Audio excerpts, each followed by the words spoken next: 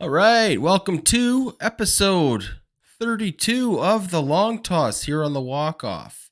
32, jersey number of Anthony Telford, special guest That would today. be correct. So That's there you exactly go. right. It's our Anthony Telford episode. That worked out nicely. No Lots other to talk about today. Blue Jays thump the Red Sox. Aaron Judge having a good season. Should he be pitched to in the playoffs? Does he get to 62? We'll see. Shohei Ohtani, big record-setting one-year deal to avoid the last year of his arbitration. Byron Buxton is injured once again. Playoff clinching celebrations. Are they warranted or are they just a little bit too much? Reminder, we are live on YouTube every Sunday at 6 p.m. Eastern. So if you're catching this live, welcome. We'll be keeping an eye on the YouTube chat, so get your comments in and stuff like that. We'll try and get to some of them towards the end of the show. But let's welcome our panel. So as always, I'm joined by Scott Belford, fresh off his debut comedy album release. So, Mr. Belford. Yeah, always fun to be here. Awesome. Nice to see you. We've got Joel beside me. Hey, Commie. How are you doing, Joel? Doing well. Nice to be back. We've got the shiny head of Craig Ballard. Nice to see you again, Craig. We've got Rick. Episode number 32. Great day. Magic Johnson is my hero in life. So this is big for me to be on episode number 32. So thank you for that. I love it. There Absolutely you go. love It it. works out. All right. We got Rick from Rick Talks Baseball on TikTok. How you doing, Rick? Doing good. Your White Sox are out now. That's okay. I just got to root for the Blue Jays at this point. So. There you go. There's room on the bandwagon, so come on over. And then last but not least, we are joined by Anthony Telford. So welcome, Anthony. Nice to see you again. Good, guys. How y'all doing? Good. Really Excited to have you back, man. It's good to be back. We were kind of hairy here last week, so it was interesting. I wanted to ask you about that with the hurricane. Did your house and your shop and everything survive? Oh yeah. Well, we're fortunately 2.5 hours north of Port Charlotte, and some of the places down there, they got decimated. It's going to be a couple of years before they can fix that whole area. The beaches are washed out. People there, the news hasn't come out yet, but it's going to be a pretty big body count probably.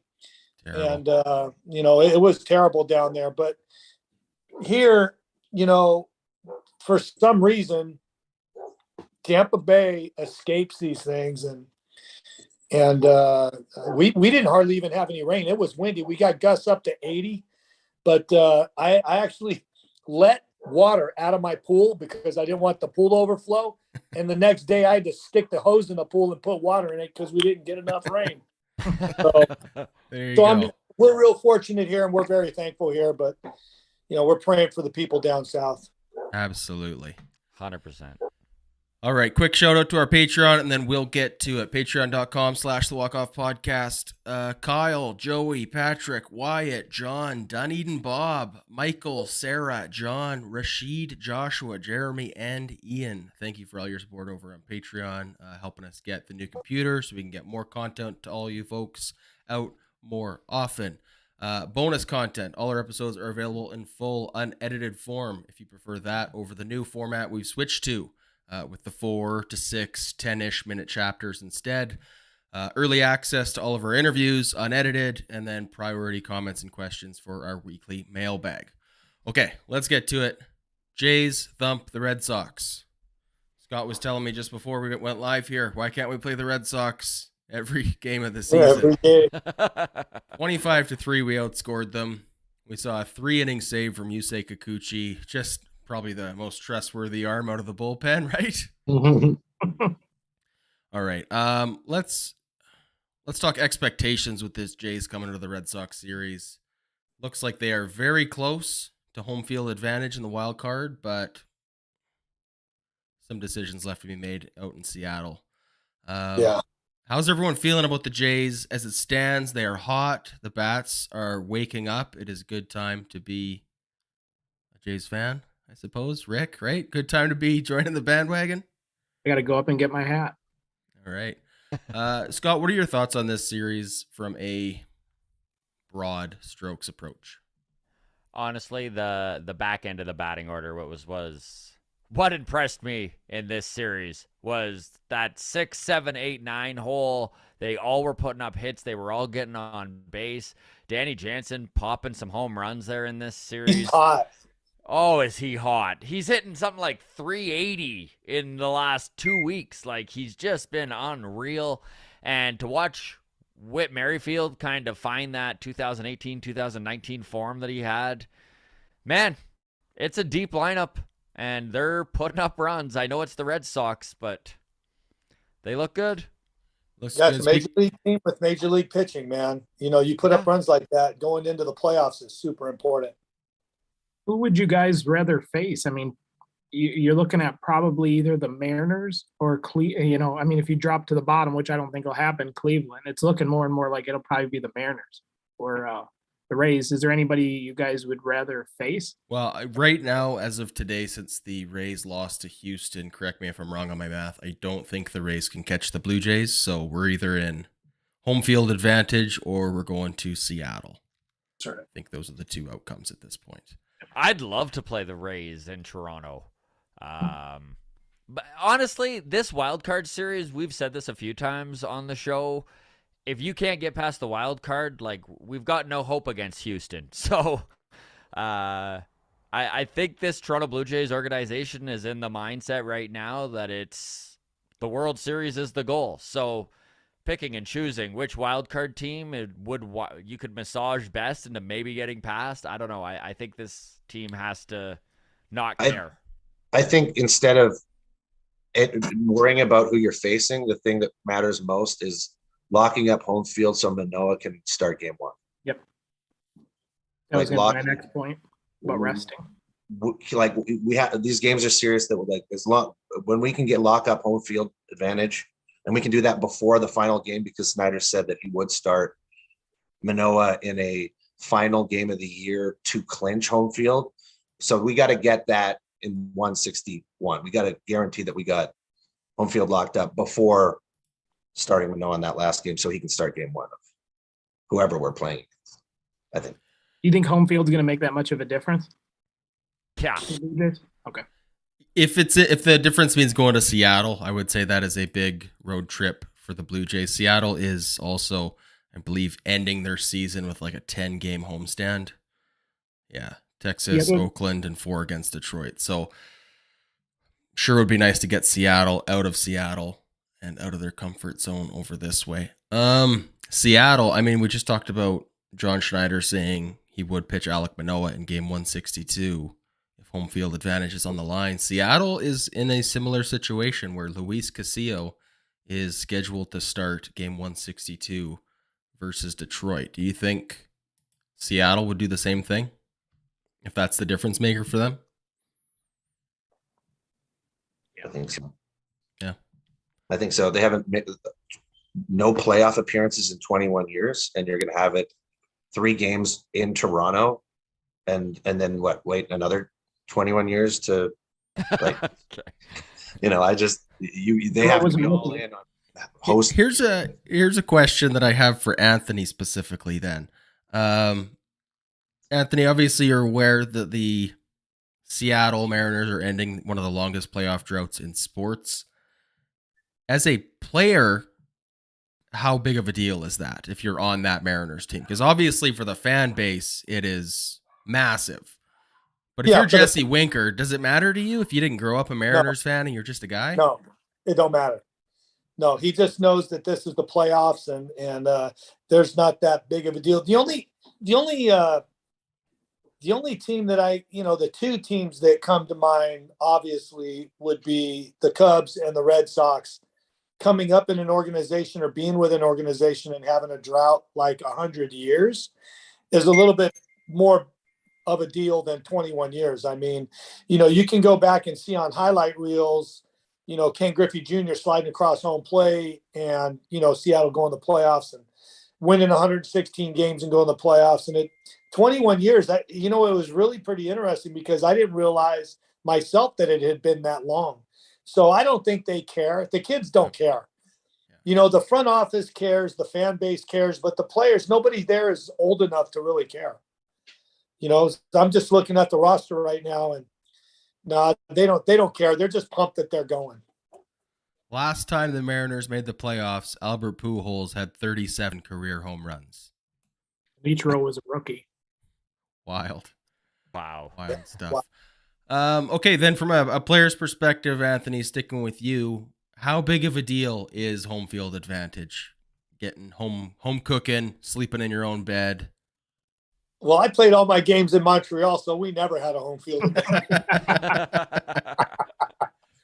I said that because I knew you guys would appreciate that. Home field advantage is a big deal. Yeah. Sleeping in your own bed is a big deal. Now, I will say this.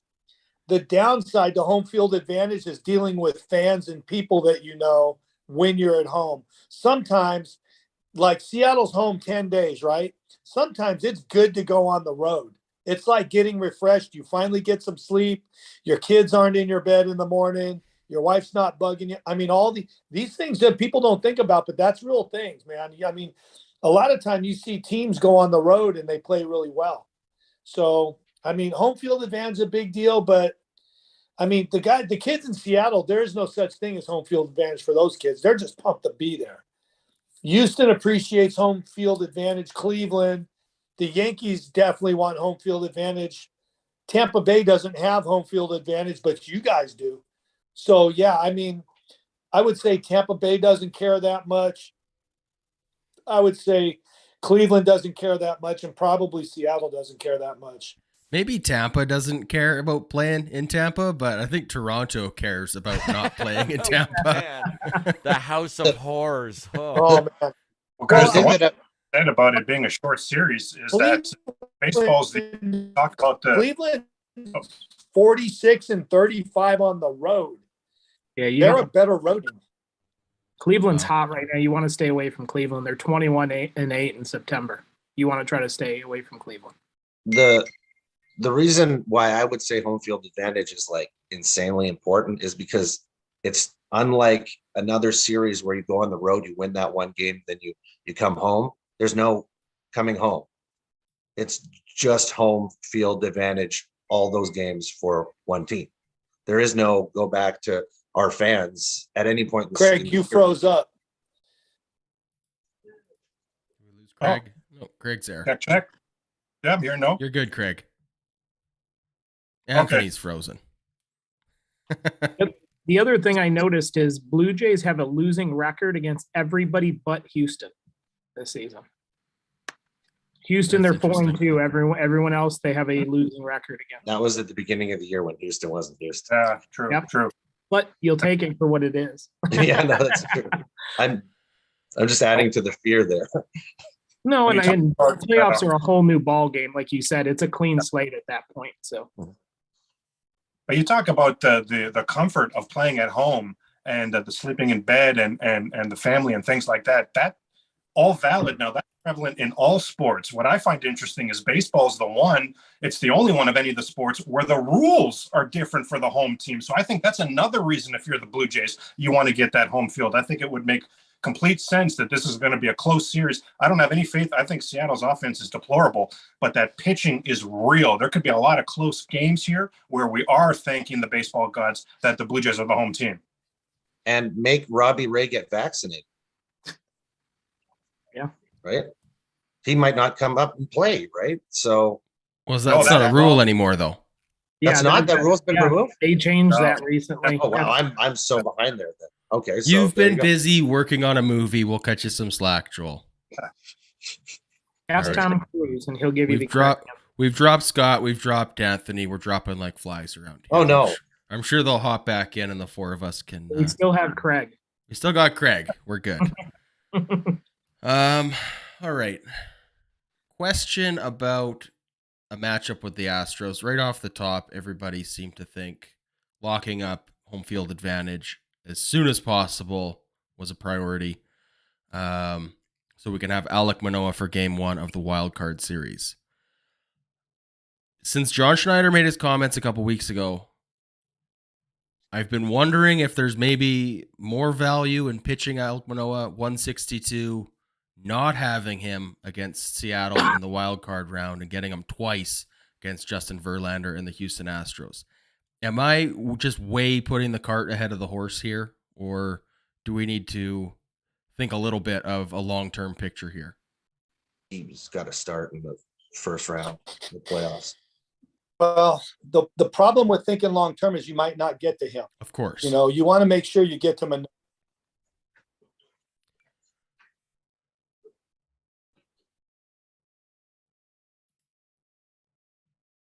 All right, sorry, some technical difficulties here. Bear with me.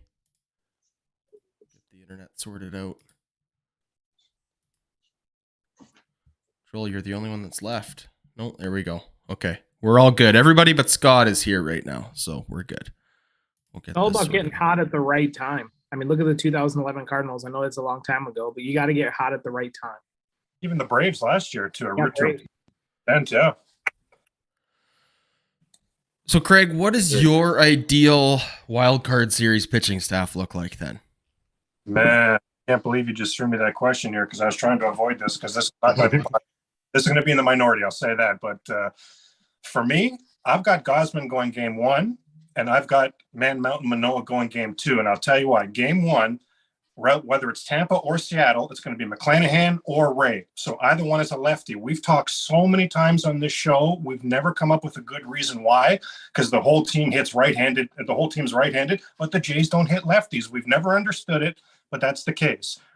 I'm fearful of Manoah even pitching a gem, but the Jays losing game 1 to a Robbie Ray because of the whole lefty thing. Now you have to win both on the heels of that with Gosman and Berrios. I'd love to have Manoah going game 2. So no matter what happened in game 1, you win game 1, Blue Jays are the most confident team in the history of baseball going to the ballpark that day for game 2. We're getting ready to move on to the next series. You lose game 1, the sense of panic will be 0 on a scale of 1 to 10. Manoah giving you good innings likely in game 2, saves that bullpen. Now it's all hands on deck for game 3. So I don't know how well received that's going to be, but that's me. I'm going Gosman game 1, Man Mountain Manoah game 2, then Berrios. And as soon as there's an issue with Berrios in game 3, Ross Stripling, the ball's yours now. Okay. Scott, welcome back. You've rebooted your computer. Yes. Your technical Sorry about that, difficulties gang. are behind us. Yes. That's all right. We're just going around talking preferable rotations for the wild card series. How are you feeling about this? I love Alek Manoah. I totally get what Craig was saying. I think Manoah gets game 1. He's who I would like to see pitch game 1. I think Ross Stripling goes game 2 for a couple of reasons here, especially after watching Gosman get pulled today with the irritation of his finger. And he was saying afterwards that it wasn't so much a blister as it was a cut on his actual finger. And so a little bit of time for that to heal up is probably what's best if you start to do the math, right? If the series starts on Friday, he just lines up naturally for that game 3. And I don't know, maybe Telly, you can speak on this a little bit more, but starting pitchers, animals of routine. Like, do fans make a bigger deal out of whether they get an extra day or go on a short rest? Like, is it better to just have them as what they're used to? Yes. Yeah. Starters are creatures of habit. Really, really, really, really love their routines. So once I did both. And so once you become a reliever, you kind of realize you don't need it as much.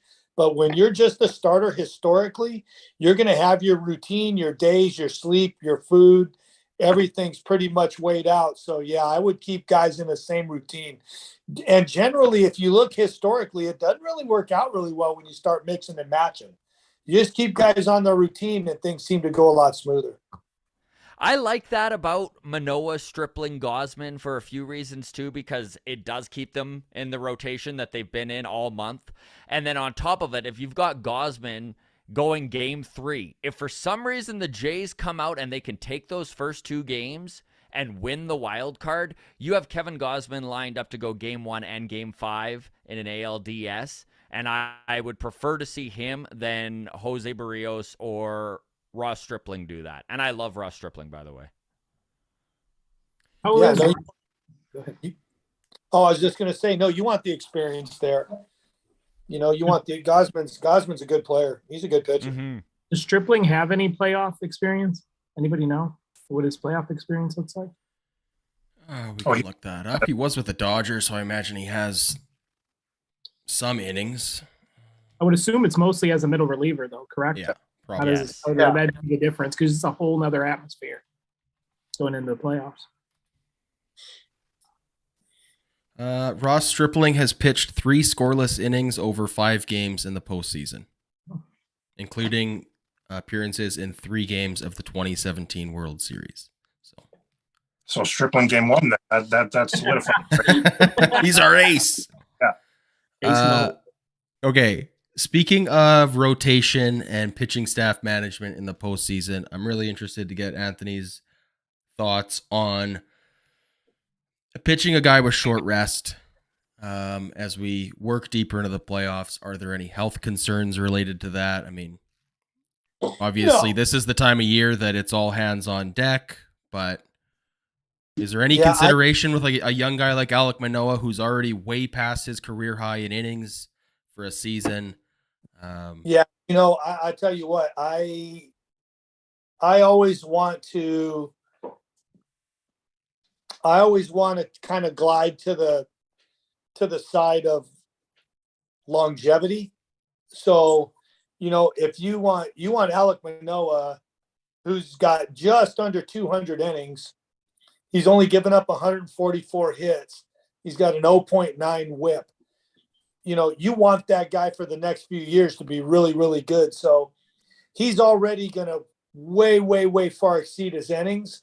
And so I wouldn't bring him back. I mean, you know, if you remember, the Washington Nationals did that with Steven Strasburg. Remember, they shut him down in a sense, you know, almost cost him, but he came back and got another chance. But, you know, also I was looking at your guys' roster here, and you got a bunch of guys. You know, Kikuchi's not scared. I mean, he can start. He's had a really good year too, especially down the stretch. He was much better.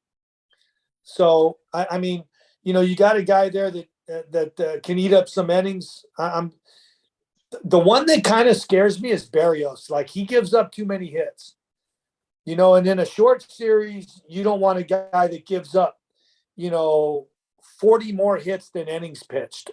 He's almost got 40 more hits than innings pitched. So he's got 30 more hits than innings pitched. That's rough. A 1.4 whip, a 1.5 whip for a starter is rough. Even though, and the home runs against. And he's given up 29 bombs, and Kikuchi's given up 23. So the one thing that worries me about Toronto is after Gausman and Manoah, you know, it starts to get a little sketchy in the rotation. Now, your guys' pen is good. That brings me to my. Go ahead. Go ahead, Rick. I was gonna say, at what point? Because this kind of goes back to him too. But at what point behind Manoah and Gausman, what's the leash like on the rest of the team? Like, how long do you let them go? You know, especially with the wild card series, because the bullpen is good. So at what point do you say, I got to get them out there and start working into the bullpen? And do you want to? After Gausman and Manoah, you got to have a short leash. Okay. Got to have a short leash. So I was gonna say that the opportunity to, like, if you're on the road for this first series, like, Gausman as the number 1 pitcher on the road makes all the sense in the world to me because of his road ERA. He's just a completely different guy when he's on the road this season. When it comes to me wanting Stripling to start game 3, it's because I feel like whatever game Stripling gives you, even a bad Stripling game, I think the offense can overcome that. But the bad Berrios game, you can't overcome. When Berrios comes out there and gives you he could give you a quality start. Don't get me wrong. He had so many quality starts this year, like really up there for career seasons on a quality start list for the Blue Jays, right? But it's that bad start that you can't overcome him giving up 6 runs in the first inning and going 2 2/3. It's just so, but a bad. It's like Telly said, the hits he gives up, like when he gives up hits, he's given up hits. Like it's 2 or 3 an inning. Yeah. So What's the But best approach in terms of where do you hide Jose Berrios then, if that's what you're worried about? Because he is, I mean, going to have to be a starter for us if we are going to make any sort of a deep run into October. That's exactly my thoughts there, Adam. I think the business aspect absolutely creeps into play here. They just re-upped with this guy a year early, and we're taking victory laps. And at the time, we were handing out those flowers for the victory laps. We were right there with them. I will be absolutely stunned in a 3-game series if we do not see Jose Berrios for the Toronto Blue Jays. Personally, I think you go with Stripling. He's just been too good. Last 30 games, he has a sub-3 ERA. Stripling's the come in relief. The best relief outing in Blue Jay history was 2020. Stripling, 7 innings, shutout ball, 2 hits against Tampa. Of those 2, it's Stripling that can come into the game. So as I say, I'll be stunned if we don't see Berrios start one of these games with a side order of Stripling. As soon as there's any trouble, a side order of Stripling. So you're kind of saying what Anthony said, pitch Berrios, he hits any sort of rocky road, you bring in Stripling, he's going to give you those 4, 5, 6 innings to get you through. Because there is a chance that it's going to be the Berrios with the 18-inch drop on his, which we've seen, a dozen times this season, where he is excellent, and we are going to be able to ride him to a victory. There absolutely is that chance. Plus the contract, I don't know. I'm absolutely predicting that we'll see Berrios in this series. Is there a way to just warm them both up and just see who's firing in the bullpen that day, and just be like, "You got it. This is 8-run Berrios today. We can't have this." Joel, was it you that was saying you would like to see Gausman in Game 3 in hopes that we don't need him and he gets to start Game 1? No, I said that we should start him away if we're starting the series away on the road. He's my Game 1 starter because I think his away ERA this season's like 180. I kind of like the idea of starting Gausman in Game 3 if we are going to put Berrios in. Just if we see ugly Berrios and it's Game 2 runs away from us, at least we do have kind of a stop the bleeding pitcher waiting in Game 3 if need be. But if it's a deciding Game 3 and Jose Berrios sets it on fire in the first inning, that's going to be pretty tough. Tough decisions to be made for sure. I don't want to see Yusei Kikuchi. I think maybe his stats look better compared to Berrios on the season, but he got moved to the bullpen towards the second half of the season and didn't really pitch for us much. He did have a 3-inning save this week. Is taking over for Alek Manoah. But... I mean, as low leverage as it gets, though. But I don't really want to see Yusei Kikuchi too much. Bullpen is good. I do feel good about most of the bullpen. So that's... How about this? What happens if you bring Berrios in for a long relief? Let's say somebody gets in trouble. Here's what can happen. A lot of times, a kid. I mean, I'm looking at his career stats. The kid's 20 games over 500 with a 4.2, and his career WHIP is only a 1.26. So it's not bad. He's got 1,000 innings. So it's not like this kid doesn't have a track record. But a lot of times, you look down the last couple of games he's pitched, he's gotten hammered. But you take the ability to think about it all day long away from him and just go, hey, you get up and you go. A lot of times, man, that cleans the slate with a guy. So, I mean, as I look at this again, I'm looking at the numbers here. I wouldn't be surprised if they went with Ross Stripling in the 3rd game and brought Berrios out of the pen for long relief and switched it. Interesting. I've got a question for you here, Telly, because of course Berrios being our big guy who is signed to that 7-year contract, $130 million. Is there any sort of worry about damaging the long-term relationship, pitching him in a long relief role? Or do you think these guys are business orientated enough to understand it's a business and not take it to heart? I think if you were going to do something to him during the regular season, that would be an issue. I think during the playoffs with all hands, the most stubborn guy is willing to do things he normally wouldn't do when it comes to the playoffs. So if you look at him and you go, hey, look, man, I know you're good. We love you. You're stuck here for 7 years and not much is going to change. But, we need Stripling going into the 3rd game because he's hot. You're not, you might be first guy up, and just bring him in the office and let him know, hey, listen, We already told you we loved you. Now we need you to understand that. And this is a two-way relationship. You need to do what's best for the club. And guys are going to, 99 out of 100 guys would say, fine, I'll do whatever. Yeah. Even to speak to how well Stripling has done. So he is sitting right now at a 3.01 ERA, over 140 innings pitched. So there's only 10 Blue Jays starters who have ever posted a 3.01 ERA for the season with more than 140 innings pitched. It's Dave Stieb, it's Jimmy Key, Juan Guzman, Roger Clemens, Roy Halladay, Ricky Romero, Aaron Sanchez, Robbie Ray, Alek Manoah, Ross Stripling. Like, that's a pretty elite Blue Jays starters list there, and Stripling right in the heart of it. So I feel good about him game 3 too. Whether like I said, I'm even fine with him game 2 and going Gosman game 3, but whatever. It's a nice problem to have. Yeah, no question. Since Stripling became a full-time starter, remember he was back and forth, right? He became a full-time starter. He's made 19 straight starts. To Scott's point, isn't the name of the game winning? To Scott's point, yeah, now it is. 15-4 in Stripling's last 19 starts since he's gone in the rotation. 15-4. I think in 2 of those games there might have even been shut out. And Anthony will tell you, history will show in baseball, if you don't score any runs, that's a difficult game to win. So I don't even hold him accountable for a few of those. But man, if winning is the name of the game, Ross Stripling has been very good. And I love he's dominated with the changeup. For me, that seems exciting in September. I think the slow pitch, the changeups in this day and age, I think that's the difference maker. And he's been so good with that changeup. Sky, you are bringing me on board here, man. You really what really picked me up when you said game 2 and you spit and fire there. You've really planted a seed here, man. He has been so good, and the Jays have been winning his starts. The only other thing to consider is the only start that Berrios had against Seattle, he threw 7 shutout innings in Toronto. So keep that in mind if they do play Seattle. Beginning of season, so different team. I mean, it was in May. So, but I'm saying the only start he had against him, he went 7 shutout innings. So just to kind of go back and forth between the both. So.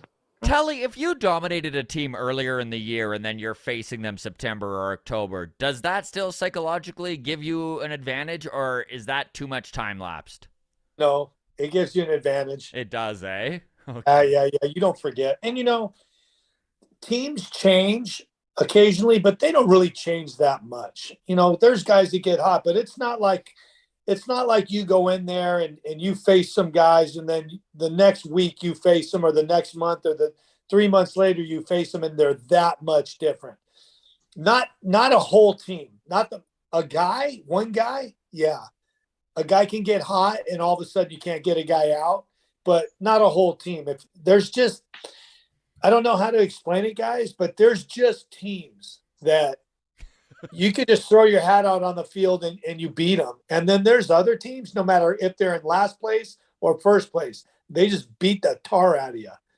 And, if this kid, if you look back on a career and go, hey, what's this kid's career earning against Seattle? Then I don't know. I mean, we could sit here and cut this pie up all day. Yeah, that's true. I just want to say real quick, because Anthony, you're one of the only ones who can commiserate with me or who will understand what I'm saying here. When it was the American League East, American League West, National League East, National League West, just 4 divisions. Milwaukee was in the AL East with the Blue Jays. That was the scenario you just described. Didn't matter. Milwaukee was in what place? Toronto's didn't matter. Milwaukee always beat Toronto. It's like the Rays are with us now, right, guys? But that's how. Yeah. In Anthony's days, it was the Milwaukee freaking Brewers, and it didn't matter rosters, regimes, nothing mattered. Milwaukee owned us. Yeah, it's like that. It is like that. All right, let's pivot now slightly from this Blue Jays pitching conversation. Let's talk Jays trade deadline re-evaluation. So comment here in the YouTube chat I want to get to that'll kick things off. This one comes from Chris Oliver, says, Craig, I have to apologize. You said that Whit Merrifield was going to be a good pickup. Well done, sir. Well, I'll start with you, Craig. How are you feeling about these trade deadline moves? I thought the Blue Jays did as well as they could have done at the trade deadline. I think no one that I've heard has summed it up as well as Scott has summed it up. It was good. They added 5 major leaguers if you include Bradley Jr. the next day. De Jesus sneaks into their top 10 as a prospect as well. Like this was not a covered empty day. And Scott says, would we've like to see more? Yes. For me, I just don't put that on the Blue Jays. That's where I differ from a lot of Blue Jay fans. If the seller wasn't willing to sell, I don't have that on the buyer's end, right? We did like a 37-hour live that day on trade deadline. Felt like it. But you guys know I wanted Carlos Rodon bad. I thought he was the perfect addition for this team. San Fran didn't trade him. And if you look at this Blue Jay regime, look at the Brandon Drurys, the Eric Sogards, the Alan Hansons, the Darwin Barneys, Andy Burns, Joe Panic, Jonathan Villar. The Jays have tried so many. Well, they've tried so many guys to be their Whit Merrifield, right? That ultra utility guy. And then at the trade deadline, they get the actual Whit Merrifield. And I really have thought I've really thought about like, well, Craig, how could you be excited about his numbers this season? Whit Merrifield has been a Kansas City Royal his whole life. He knew coming into this season he would not be a Royal at the end of the season. Mentally, that's got to be so different. He's gone through so many things with the COVID and everything like that as well. So I just don't think between the ears he was ready to perform. I think we're seeing him right now really understanding. Look at the opportunity in front of me here. This is a playoff team this year for me. I'm under contract. This is a playoff team next year for me. Wow. Kansas City always be in my heart. Yes. But if I look forward with this Toronto Blue Jay team, is there stuff to be excited about? And I think we're getting the Whit Merrifield that I was really excited about getting. Whit Merrifield, by the way, hit 306 in September for the Blue Jays. That's 3 home good. runs, 10 RBIs as a part. Last 15 games, he's hitting 400. Wow. 18 for 45, and he's slugging 778. With some power, exactly. He's got 4 homers in the last 15 games. Yeah. I saw a lot of him watching a lot of White Sox game, and it's not just about numbers with him. It's intangibles. It's the hustle. It's the mentality that he brings to a team. Which all of those aspects are playoff aspects of baseball, right? And he was not on the 2015 roster for that World Series. He's never been a playoff player. He's never played in the playoffs. And everything about his game is designed to play well, steal, run, play all over the field, do literally everything that you can to win games on a team that hasn't been able to win games for him. And now he has that first position in his entire major league career. So, and he is not 38. He's 34. 32. He turns 33 32? here, yeah. 33. Like there's wheels, there's game left in this guy. And to play on the trade deadline acquisitions, some teams went all in. You know, some teams really went all in on this season. Like you saw Seattle spend twice as much on Castillo as we did on Berrios. You saw what San Diego was willing to do to bring Soto in for a very, just to hopefully gain a wild card spot, right? And they trusted that there's so much talent on this roster. So to trust the talent on this roster and to bring in the pieces to bolster it and to look how good we've been as an AL East team since the All-Star break. We are the best AL East team since the All-Star break. So the coaching change, the players that have been brought in, and I would think that this September we've seen the team that we've wanted to see all season, right? So it's a great time for all those pieces to be clicking into play. We all agreed at the trade deadline that there was nothing that could happen outside of Juan Soto at the trade deadline that would be more important to the Toronto Blue Jays than Bo Bichette becoming Bo Bichette and Slim Daddy Vladdy getting back to being Slim Daddy Vladdy. And to Joel's point right there, this is what we've seen in September. And to Scott's point earlier about how hot Jansen is, remember how the Jays got so hot last year in September? It's because the bottom of that order, Lourdes in the 7th spot, Jansen in the 9th spot, caught fire. Now, as a pitcher, Anthony, I'll tell you, where are you going to go for an out now? The whole lineup is on fire. That's what Whit Merrifield, I think, can bring to this Blue Jay team as an X factor to go along with the love that deserved love we're giving for Jano at the bottom of this lineup as well. I just think the biggest splash doesn't always make the biggest impact. I say it time and time again. Soto's like 6 for his last 43 or something like that. Hater, right? A guy like Steve Pearce, who thinks that that's going to do what that did, right? Like, playoff baseball is an entirely different ball. So different. Yep. Some Biggest interesting stats on Bo Bichette because Joel brought it up. So Bo's OPS is actually 6 points higher than it was last year. PS plus. OPS plus, sorry. And then this comment that you texted to Scott and I, Joel, made me really scratch my head. But think about this. Bo and Vladdy have both played parts of 4 seasons, and Bo has been the better player 3 times. Told you his numbers are sneaky good. They Sneaky are good sneaky numbers, Bo eh? Bichette. Yeah. I brought this Led up the with AL Cole. in hits 2 years in a row now. Even though he struggles, his numbers still tend to favor. I mean, a couple weeks ago, I compared him to Xander Bogaerts, and it was very comparable, if not better, in a lot of categories. Like, he's just sneaky good. Now, how about defensively, though? I would submit Slim Daddy is superior to Bo Bichette defensively. That Oh, yeah. I would agree. Yeah, I'll give you that. But Bo's playing a more defensively valuable position. Yep. Hey, I don't even think he continues at shortstop, to be honest, but that's maybe for another day. I still think his best plays are to the right side of second base. Here's the real They question. shift him over And I there. mean this genuinely. Who's the better base runner between the two of them? Are we talking about when the bags get bigger? All right. Let's move on now. Let's talk Aaron Judge for a bit, unless anybody has anything else to add about the Blue Jays trade deadline reevaluation. I think we're all happy with how Well, quick Anthony as well. Bass has turned out. Pretty good, I thought.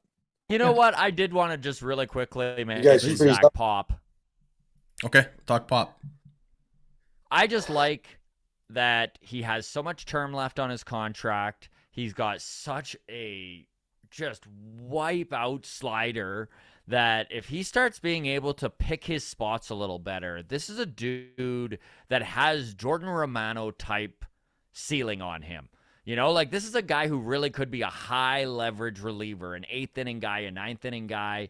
Just the stuff is really good. He throws 97, 98 regularly. He touches 100. He touches 99 on almost every inning that he pitches. I've been pleasantly surprised with him. And, I mean, he's Canadian, too, so that's always nice to see on the Jays, right? Not that it matters. Numbers first, but if you can get numbers and with a Canadian background, I'm all for it. Speaking of Canadian background and decent numbers, Jordan Romano having a great season. So, boy, isn't he? there you go. 36 saves on the year for Jordan Romano. Was he the one who caught Judge's 61? He did, yeah. He picked it up in the bullpen there. Gave Handed it it back. off. I think to Britain. Yeah. Okay. Before we move on, Sorry, go ahead, Just Craig. real quick, guys, real quick here. I know this is going to be tough, but let's not give up on Mitch White just yet.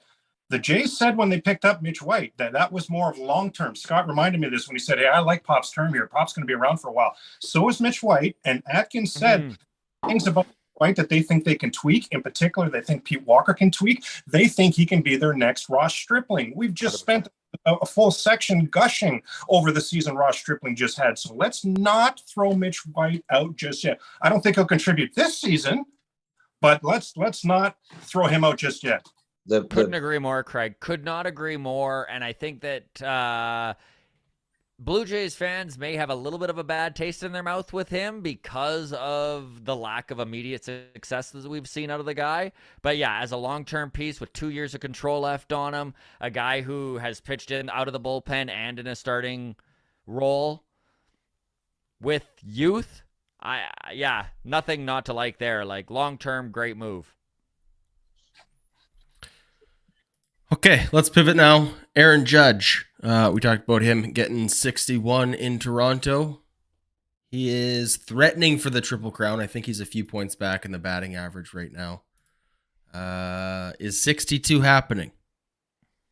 Telford, let's start with you. What are your thoughts on Aaron Judge, the season he's having? Well, I want to see teams step up and pitch to this kid. I mean, he's gotten 22 walks in his last 46 ABs. So guys aren't really pitching to him. I'd like to see teams attack him just to do it. I know when I was in Montreal and we faced McGuire in '98, we pitched to him. We never walked him once.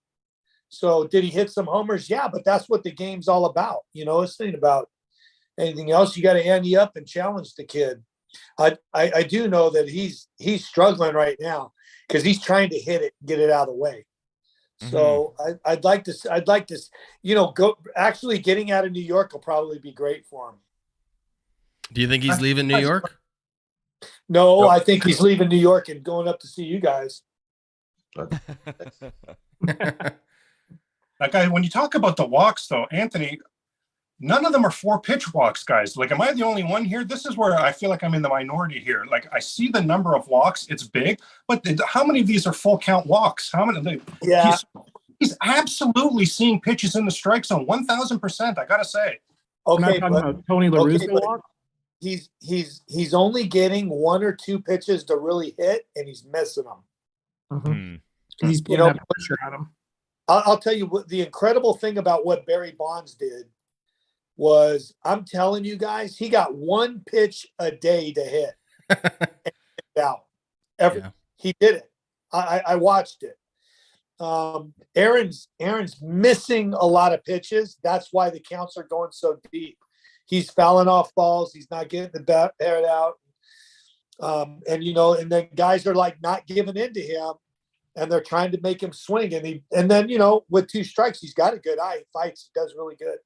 But he's missing a bunch of pitches right now. I think leaving New York and getting out of there and going on the road is going to be good to finish this up. I think you'll get it. Tally, all this talk of Barry Bonds' record not holding the same water that Aaron Judge does here. How do you feel about that? Because I still feel like Barry Bonds is the greatest hitter to ever exist, and that 73 home runs is his record, and steroids are not. Okay, so the long answer is Barry Bonds is the home run king. Yes. Okay. You can't asterisk this stuff. And we talked about this before.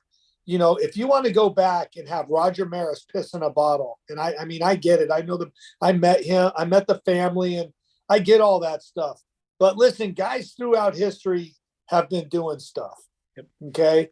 You can't asterisk things.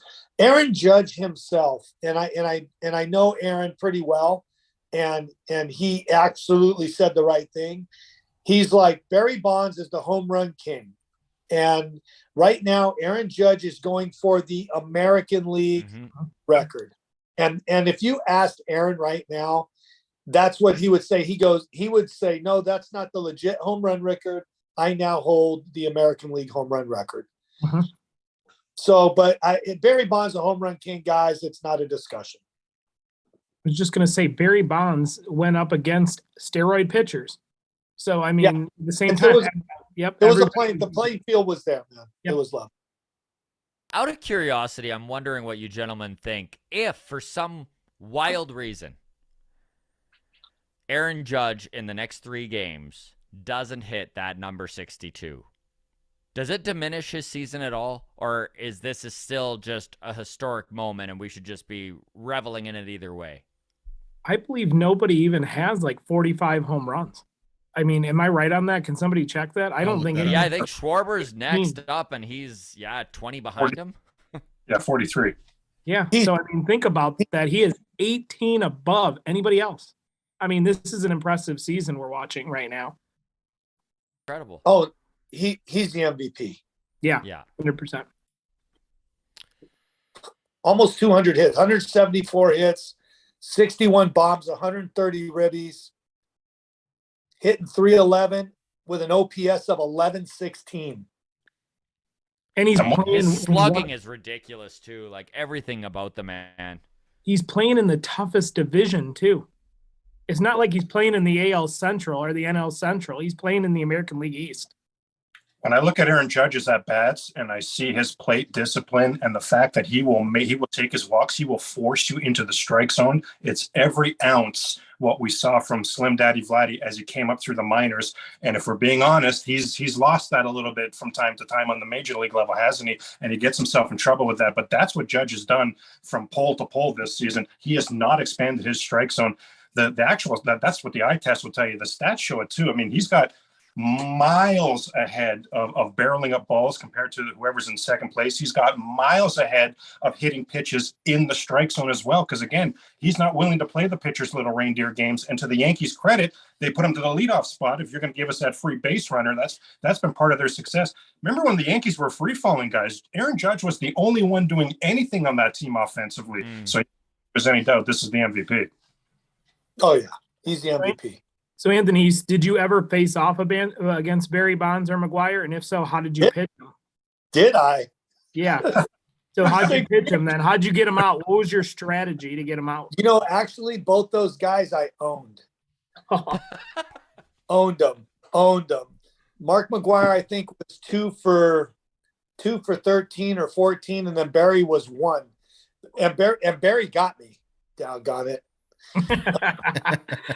You know, so the way I pitched Barry Bonds was I never pitched him the same way, pitch to pitch, different location, every pitch. I never threw back-to-back pitches except one time. And he hit it out. He hit the second one out. McGuire, I just got out. I just got him out. He never went deep off me. Sosa got me one time. Against those guys, I did really well against those guys. It was guys like freaking Kelly Stinnett's of the world that just to wear me out. And your guys' boy Larry Walker used to eat my lunch all the time too.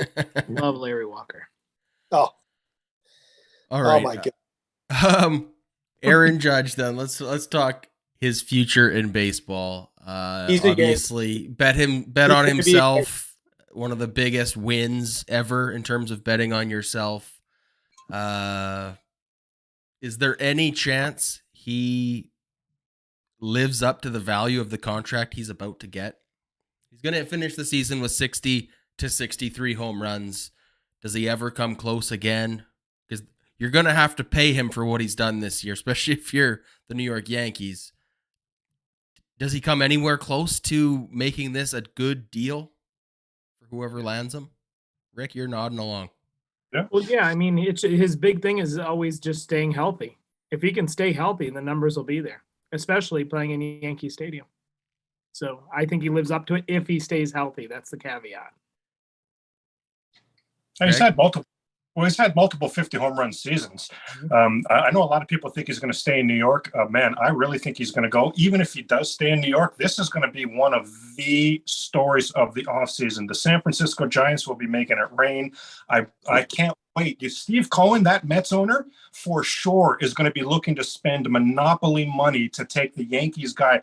That's going to be absolutely incredible. Do the Dodgers have to get involved? What would the Red Sox give to snag the Yankees star? My flipping God. And it should be a conversation with Rodgers' ownership. You know, what would the Blue Jays do? But that's probably for a different day. But this Aaron Judge free agency is going to be an epic offseason story.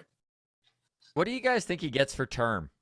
Like, it's obviously going to be $300 million plus, but what do you think? 7 years, 8 years?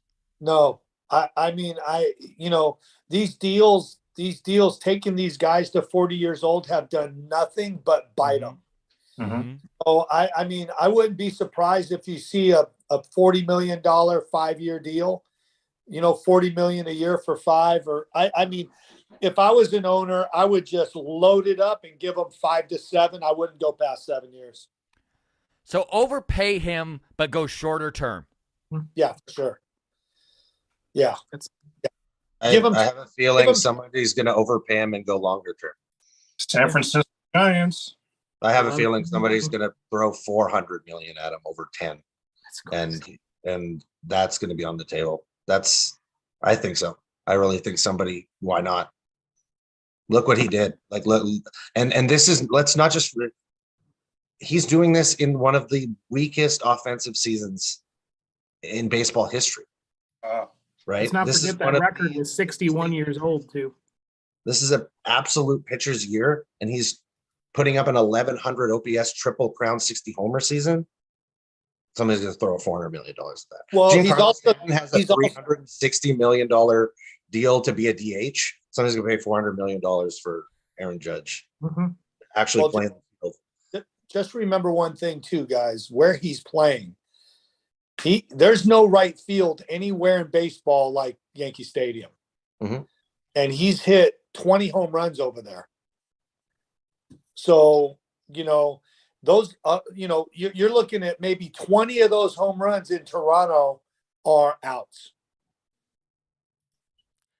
This Do is we know that- an I was just old gonna say- hockey story, but that reminds me of the year that Pavel Bure led the NHL in scoring, but he had like 11 empty net goals.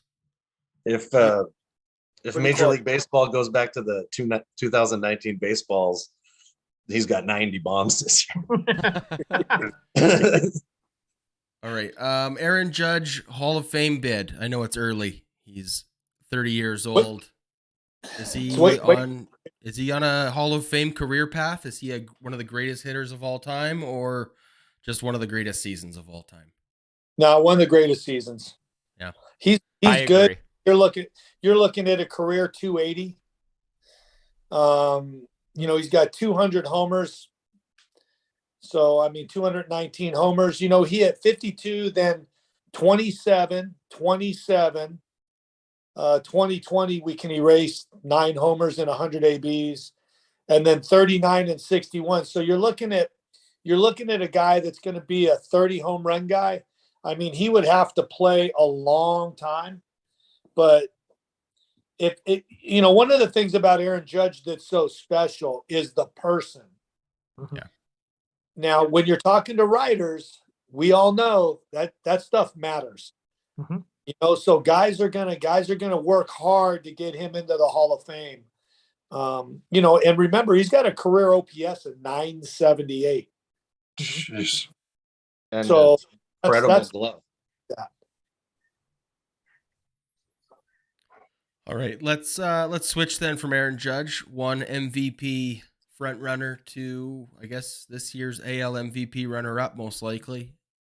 Shohei Ohtani nabbed himself a big deal.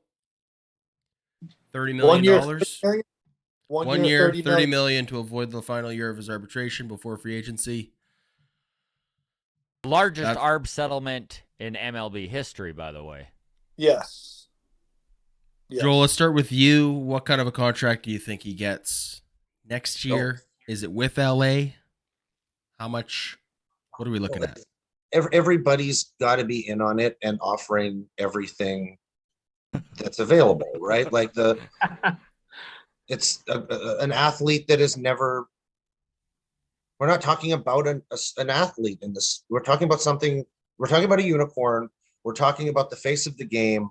We're talking about a guy who's got a natural innings limit because they only pitch him every 6th or 7th game. So he throws about he's 190 innings. So that'll prolong his starting pitching career. A season after Tommy John, he's throwing 101. He's hitting ball 119 miles an hour. He's one of the fastest guys in the league on the bases. Like, he's 29, right? Going into next season, right? He'll be signing as a 30-year-old. Right. You have to risk it. So I wouldn't, if I have all the money in the world, I sign a blank check, and just as long as it's not a billion, 999 million, whatever you want. It's whatever the richest person can afford for as long as he wants it. It has to be that, because that's something else. That is. Everyone talks, where's Shohei going? Shohei is going where he would like, pretty much. I think everyone's in on him. If you're going to break him into 2 players, he's going to make $30 million a year as a pitcher. He's dominant. He's going to make $20 million a year as a DH. This is a good starting point, $50 million a year. He's 29, signing 30. I don't know how much term teams will give him, but I think they're going to be prepared to give him the most per annum of any player in the MLB. Bigger question: how like many 6 years, $300 million? I don't think you give him, like, to Anthony's point, I don't think you give him 10. I think you give him half that. I agree, about 5 or 6.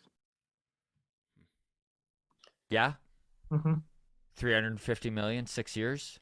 Mm-hmm. And then you let him go back to Japan and retire where he started at 37, 38. I don't know. How much of that contract does he make up for the team, just in, like, straight merchandise sales? Being an international superstar, does that contract just pay for itself? Is it a net zero? This is precisely one of the main reasons why he's not going anywhere for his entire career. You're probably right, Craig. It's $100 million. He profits them $100 million every single season. This isn't Ohtani being on the Angels right now. This wasn't a guy drafted, so by circumstance he's there, or traded, so by circumstance he's there. This was such a choreographed marriage of these two business entities, and they didn't get together with fingers crossed. Let's see no, it was with a long-term goal in mind. So I don't think it's going to be teams plural. I think it's team singular. I think he's going to be an Angel as for his entire career, to be totally honest with you guys. And I think the money will be massive. And I think the Angels went into this with their eyes wide open to that fact.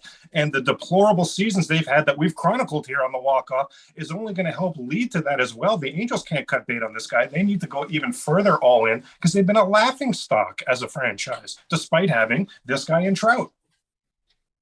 But if they're not going to make the playoffs, does he stay there? Does the money mean more than making the playoffs and maybe getting a ring?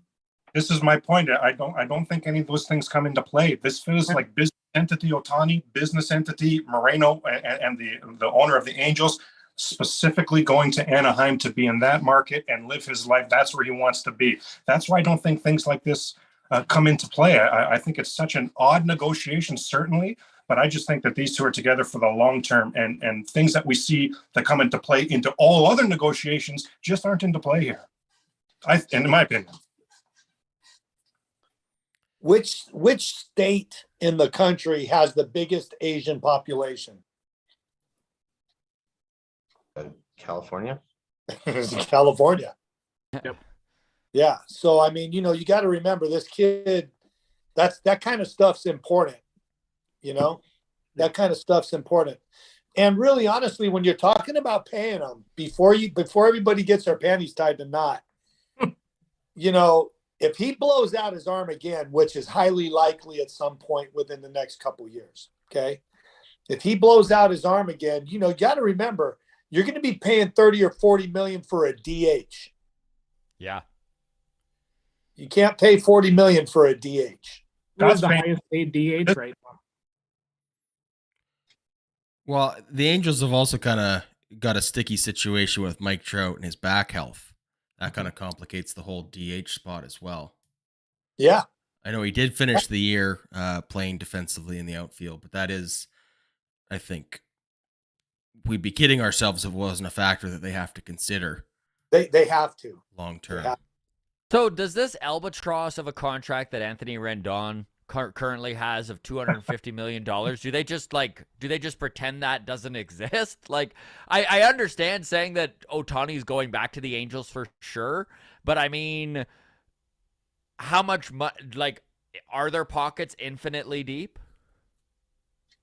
Mm-hmm. Yeah, Craig's like, yes, it is. Yeah, And that's pretty fair. much, yeah. That's fair. No, that's fair. Okay. Something I learned about Shohei Ohtani this year that I was not aware of. He only ever pitches as part of a 6-man rotation. He never pitches on 4 days rest. Does that change your opinion of him at all? Because for me, it was a little bit of a factor when considering, a lot of the value in my mind that I had put on Ohtani was in terms of like roster construction, and that, he gives you the flexibility by being a hitter and a pitcher, and that's awesome.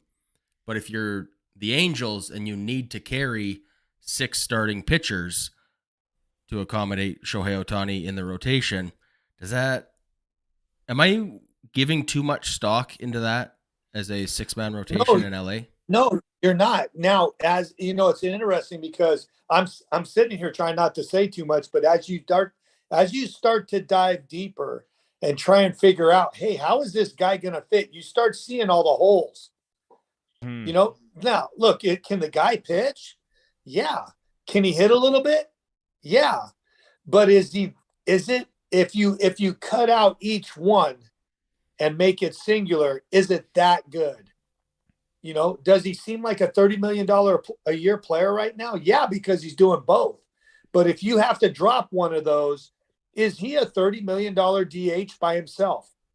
Is he a $30 million pitcher by himself? Because remember, the pitchers are dominating all over the league this year. Right when you're I talking know about one of my big. I'm really weird, and I say that man is as physically designed to play baseball as any human being has ever been designed to play baseball. That man is his athleticism is beyond anyone else in that game, and the arm will not go away. I believe that he will pitch well into his 40s. The bat will never go away. The leg speed will not go away because he's not in the outfield, like diving and blowing out his legs. I think the longevity of this man will blow us away. I think he'll play till he's 47. This man is athletically beyond everyone Like else. Joel, I love what you're saying. I honestly do love what you're saying and the optimism that you have. But I mean, we have. You want him to be your closer. What if he was your closer? You turn him into your closer. He's your closer tomorrow. But you're not paying 20 30 ERA. million. You're not paying that much for. hold on. 12 Ks per 9. would he be a better closer than Jordan Romano? Yes. Absolutely. But your Hold highest on. paid closers are only getting 15 to 18 million a year. Yeah, And then but it's is your like, closer getting you 35 homers? I mean, is that Okay. going to be equivalent of 30? Like that's not going away. I just want to jump in with some numbers here. Nelson Cruz as a DH made $14 million in 2019 at 38 years old, hit 41 home runs, But if 108 RBIs, Ohtani is not and bat pitching, 311. if Ohtani's not pitching, he's a center fielder. Well, But he's then going to you have do to be in DH, LA yeah. if Mike. If you Trout's took gonna away be his the new pitching, he DH. would play in the field. He was an outfielder in Japan. They just Okay. don't play him in the outfield in the United States because they pitch him and they But don't want to even overuse him more. There is I more. would not Ohtani- pay any center fielder in the league $50 million a year. But his Great arm point. is not going to just disappear. His arm is not It going could just disappear. That's what but if arms he's- do. if he's- They but just if he's- disappear. If he's playing Agreed. center field and not pitching, doesn't matter if his arm disappears. If we're not seeing it, if he's not being used as a pitcher, then essentially it has. There's no So- guarantees with pitching. He can blow his arm out at any point. Nobody knows. That is true. But I am talking about a guy who is not. He's physically built different. I get it. This guy is like when you talk about Manoah being designed to pitch the innings that he pitches because of his body type, right? Like I have no problem with Manoah's like longevity because I see a guy who's built for it, the way CC Sabathia was built for it. When I look at Ohtani, I see a body type and a physicality that is meant to last a very long time. This guy has legs that aren't going away, an arm that's not going away. Tommy John has made him better. He throws the ball harder and stronger now. This is the best pitching season he's had. Even if you look at his straight pitching seasons in Japan, he's never been this good. So Joel, let's hand you the keys to the LA Angels. And how do you manage that situation with Mike Trout? well, if I'm trying Shohei to keep Ohtani. Ohtani, I'm Is he giving him. a starting pitcher? Does he move to the If bullpen? Max Does he move to Scherzer center makes field? $46 million a year to pitch, then Ohtani can make $50 million to pitch better and hit more 37 home runs. But Right? Ohtani is not in Cy Young consideration like right now in the Isn't American. he? No, I would say no. I think he would be top Oh, 6 God. for Cy Oh, Young. 6, Absolutely. but not top 3. And I don't think he Well, gets that's, I it. mean, he's going to get votes, is consideration, right? Like he's going to get You Cy got Young votes. Cease, And Manoah, some people are going to give him first place votes because of like, look at Corbin Burns last year. He's First not of all, getting We find out Joel's an MLB writer. I've been voting. not getting first. How many innings did Corbin Burns throw last year to win the Cy Young? But 157, I think it was, something like that. What's So Ohtani at? my argument would be why are we Ohtani's at getting 139. votes? Why would we get votes because he does both?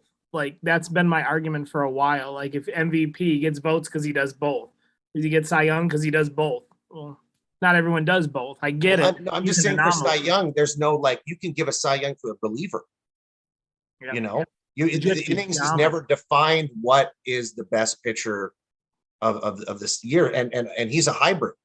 He's this hybrid who pitches only the way he pitches, which is 140 dominant innings, right? And why if you can give a reliever who would have a similar ERA to that, a similar strikeout rate to that, the Cy Young, then why can't you give it to a guy who has 135, 145 innings, strikes out 200 plus? I'll tell you. You want to know why? Yes. Because Verlander's got 170. Well, I'm not saying he wins, but I'm saying somebody will give him a first I place like how vote. Joel just jumps on, right in. Let Anthony speak. He's the only Hold one on. here that's ever thrown more than 70 miles an hour. So Yeah, it's true. Yes, that is. Okay, so we're talking about the American League Cy Young, right? Mhm. Justin Verlander's got 170 innings, given up 116 hits. Yeah. Dylan Cease, who nobody talks about, has got a 2.2 ERA with 184 innings. He's only given up 126 hits. Yeah, and Manoah and McClanahan I'd still put ahead of Ohtani, but I think yeah, a voter will vote, would give a first place vote to Ohtani. I'm saying there may I be think that's crazy. Like, they only do it because he's doing both. Like, if it's just taking his pitching and he's not hitting, How I about don't this? think he's in consideration. Nestor Cortez for the Yankees is better than Ohtani right now. How about that that? has, I mean, that do you has a guys sicker think mustache. you guys get what I'm saying, right? About he gets votes because he does both. Yes. If Yes, you which take is his hitting BS. out and just leave his pitching season, he's not comparable to these other guys. It's impressive. I do agree, Joel. You're seeing a once in a lifetime that can do both, but it shouldn't make him just have votes for Cy Young just because of that. Well, I'm just saying he would get. I'm not giving him the Cy Young. Let's say, but I'm saying he gets Cy Young consideration for how good he is pitching this season. He'll get some third and fourth place votes, maybe even a second, but I don't think anybody's going to vote for him to win it. Yeah, I don't have him winning the Cy Young, but I'm saying somebody is going to say, "Oh yeah, he's right there because of this," and somebody will vote him to be in a top 5, top 6, 7 in the Cy Young. I love how heated this is getting, by the way. It's the best. I like this way better. He'll be in the top 5, but he's not getting any first place votes. It's like our Ross Stripling contract conversation from. Oh, that was a good one. How many stolen bases does he have? Right. We're still getting comments about that line. Okay, let's pivot now from Shohei Ohtani because I'm sure we could spend another 30 minutes and not make any progress. Playoff celebrations. Did anybody say a contract? Did anybody say what a contract looks like for him? For Shohei Ohtani? Yeah. Yeah, that's what we started with for the first 10 minutes of But I mean, like the free agency thing, like did anybody throw out what he would 50 make? million a year. Yeah, 50 million is what we were throwing out. I think he gets 50, yeah. 5-6 years. I mean, it's too much, but somebody will pay it, I think. Because of his marketability. Yeah, it'll be the same guy that gives him Cy Young votes. Joel. Yeah, probably. I would totally make that investment, man. All right. I'm all for the risk that what he can provide to a team. I'm all for that. All right, let's talk playoff celebrations. Are they too much? Are they warranted? How big of a deal is it? Anthony, again, the only pro athlete on the panel today, so we'll get your opinion first on this. What are your thoughts on teams busting the champagne out for The making goggles, the playoffs, Telly. especially with expanded playoffs? And does that influence your opinion? Well, I remember where I played. I never went to the playoffs, so I would have probably broke out some damn champagne. Perfect answer. Love the honesty. So yeah, no, I with me, celebrations in the clubhouse are perfect. I don't know about all the stuff they do on the field these days. That gets a little carried away from me. You go out, shake hands, kind of go to the clubhouse, and I don't know about dogpiling on an away game. A dogpiling on another team's field. And listen, guys, I'm almost 60 years old, so I don't like all this shit. I ain't even,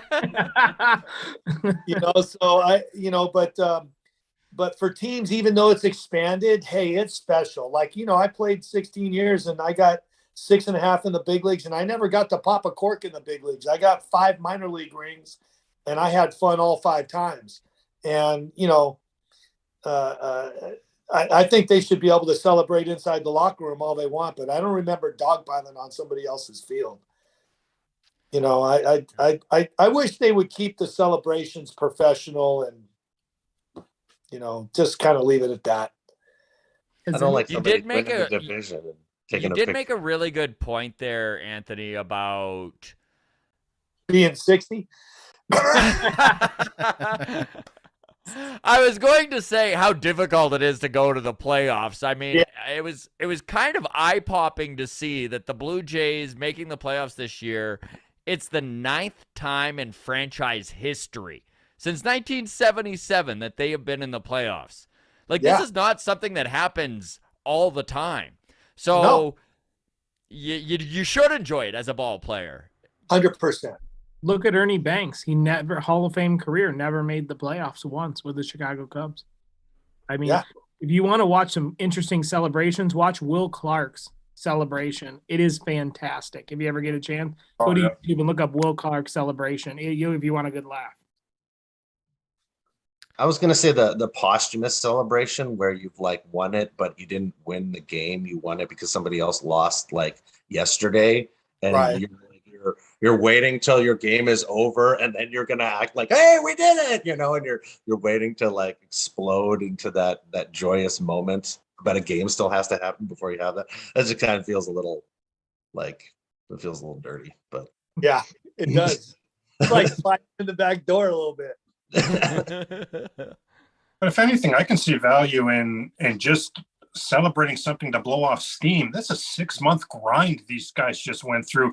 And yes, it's expanded playoffs, but we would all agree if the Blue Jays missed the playoffs this season, it would have been an abject failure, and literally regimes would have changed. Speaking of regimes changing, this very locker room withstood a regime change this season, right? Montoya outsider in. So I didn't watch the celebration because for me, in my opinion, that, been there, done that with the 92-93, have seen the glory days, and in my opinion, bigger fish to fry this season than securing a wild card. But as I said, I see value. I think Scott was touching on this. Somebody was touching on this there. I see value in the players just blowing out some steam, letting loose, and having that enjoyment.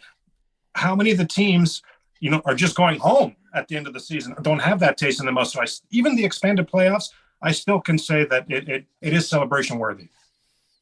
Well, I know everyone was talking about how well the Blue Jays did after their big celebration coming out and beating Boston 10-0. Wow, they played so well hungover. And all I could think is, well, Boston was probably hungover too, but they were sad drinking, and that's way tougher on you. You know who didn't pop champagne? The White Sox. So I don't want to hear it. We'll be watching from home. All right. 2 last things here, and then we'll get into the panel's topics quickly. Dodgers, 110 wins. Are they beatable this postseason, or should we just start engraving their name on the trophy now? I think they're beatable. They're That definitely would have been a 110-win team last year if San Francisco wasn't as good as they were. So, and they didn't win last year, so I don't think they're. Still a super impressive season. It is, but it's in the postseason, man. The Seattle Mariners when they won 116, right? Like it doesn't boat race. Yeah. So here's the thing about the Dodgers is Kimbrel is imploding in the 9th inning in a 3-game series out the gate, and your closer is on the skids right now. That's a little bit scary.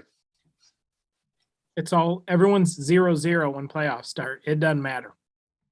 100%. The Cardinals won with like the worst record in 2011. Yeah, and Braves won with 88 wins last year. Like it doesn't.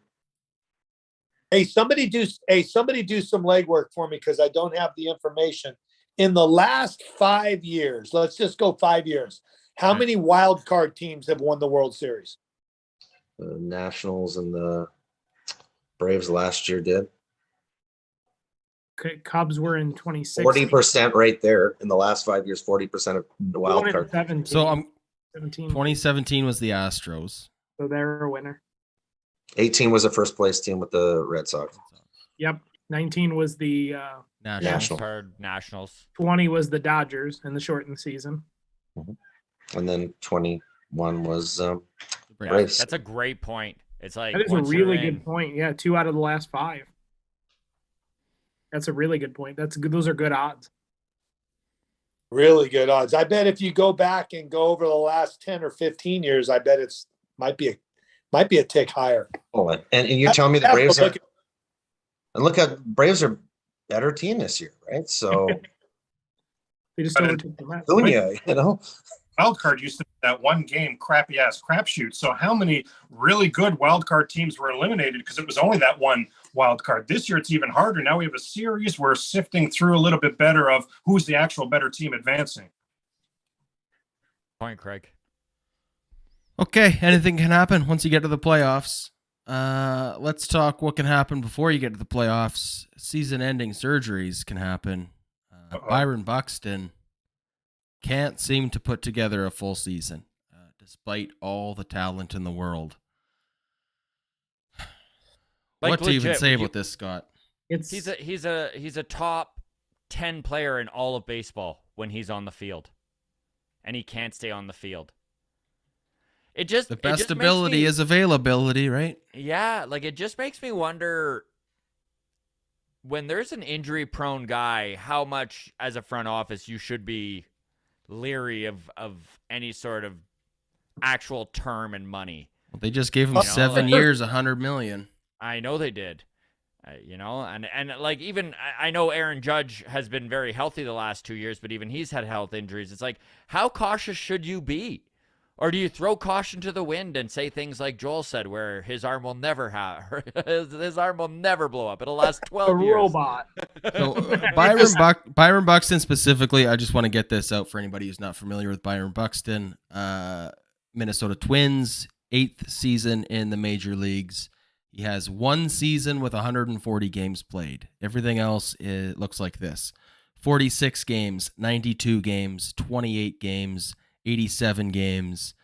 Even in 2020, he only got 39 games, 61 games last year, and 92 games this year.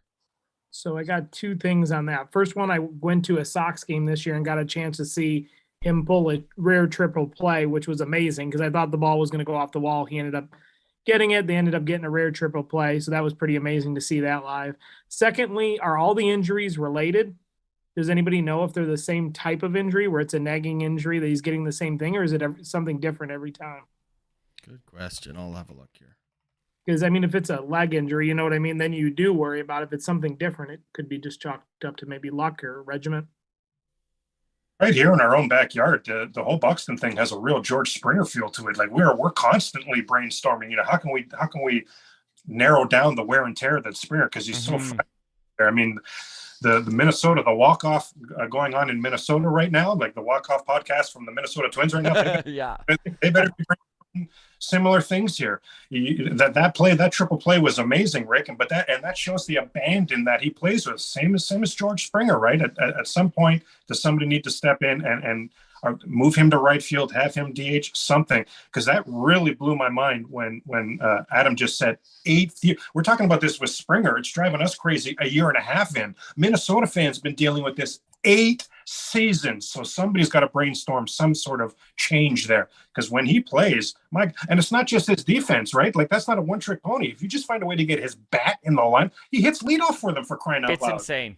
It's insane how much time he can miss, step in, not miss a beat, be absolutely dominant in the batter's box and on the field, and then get injured again, and then same thing, come right back. Like All right.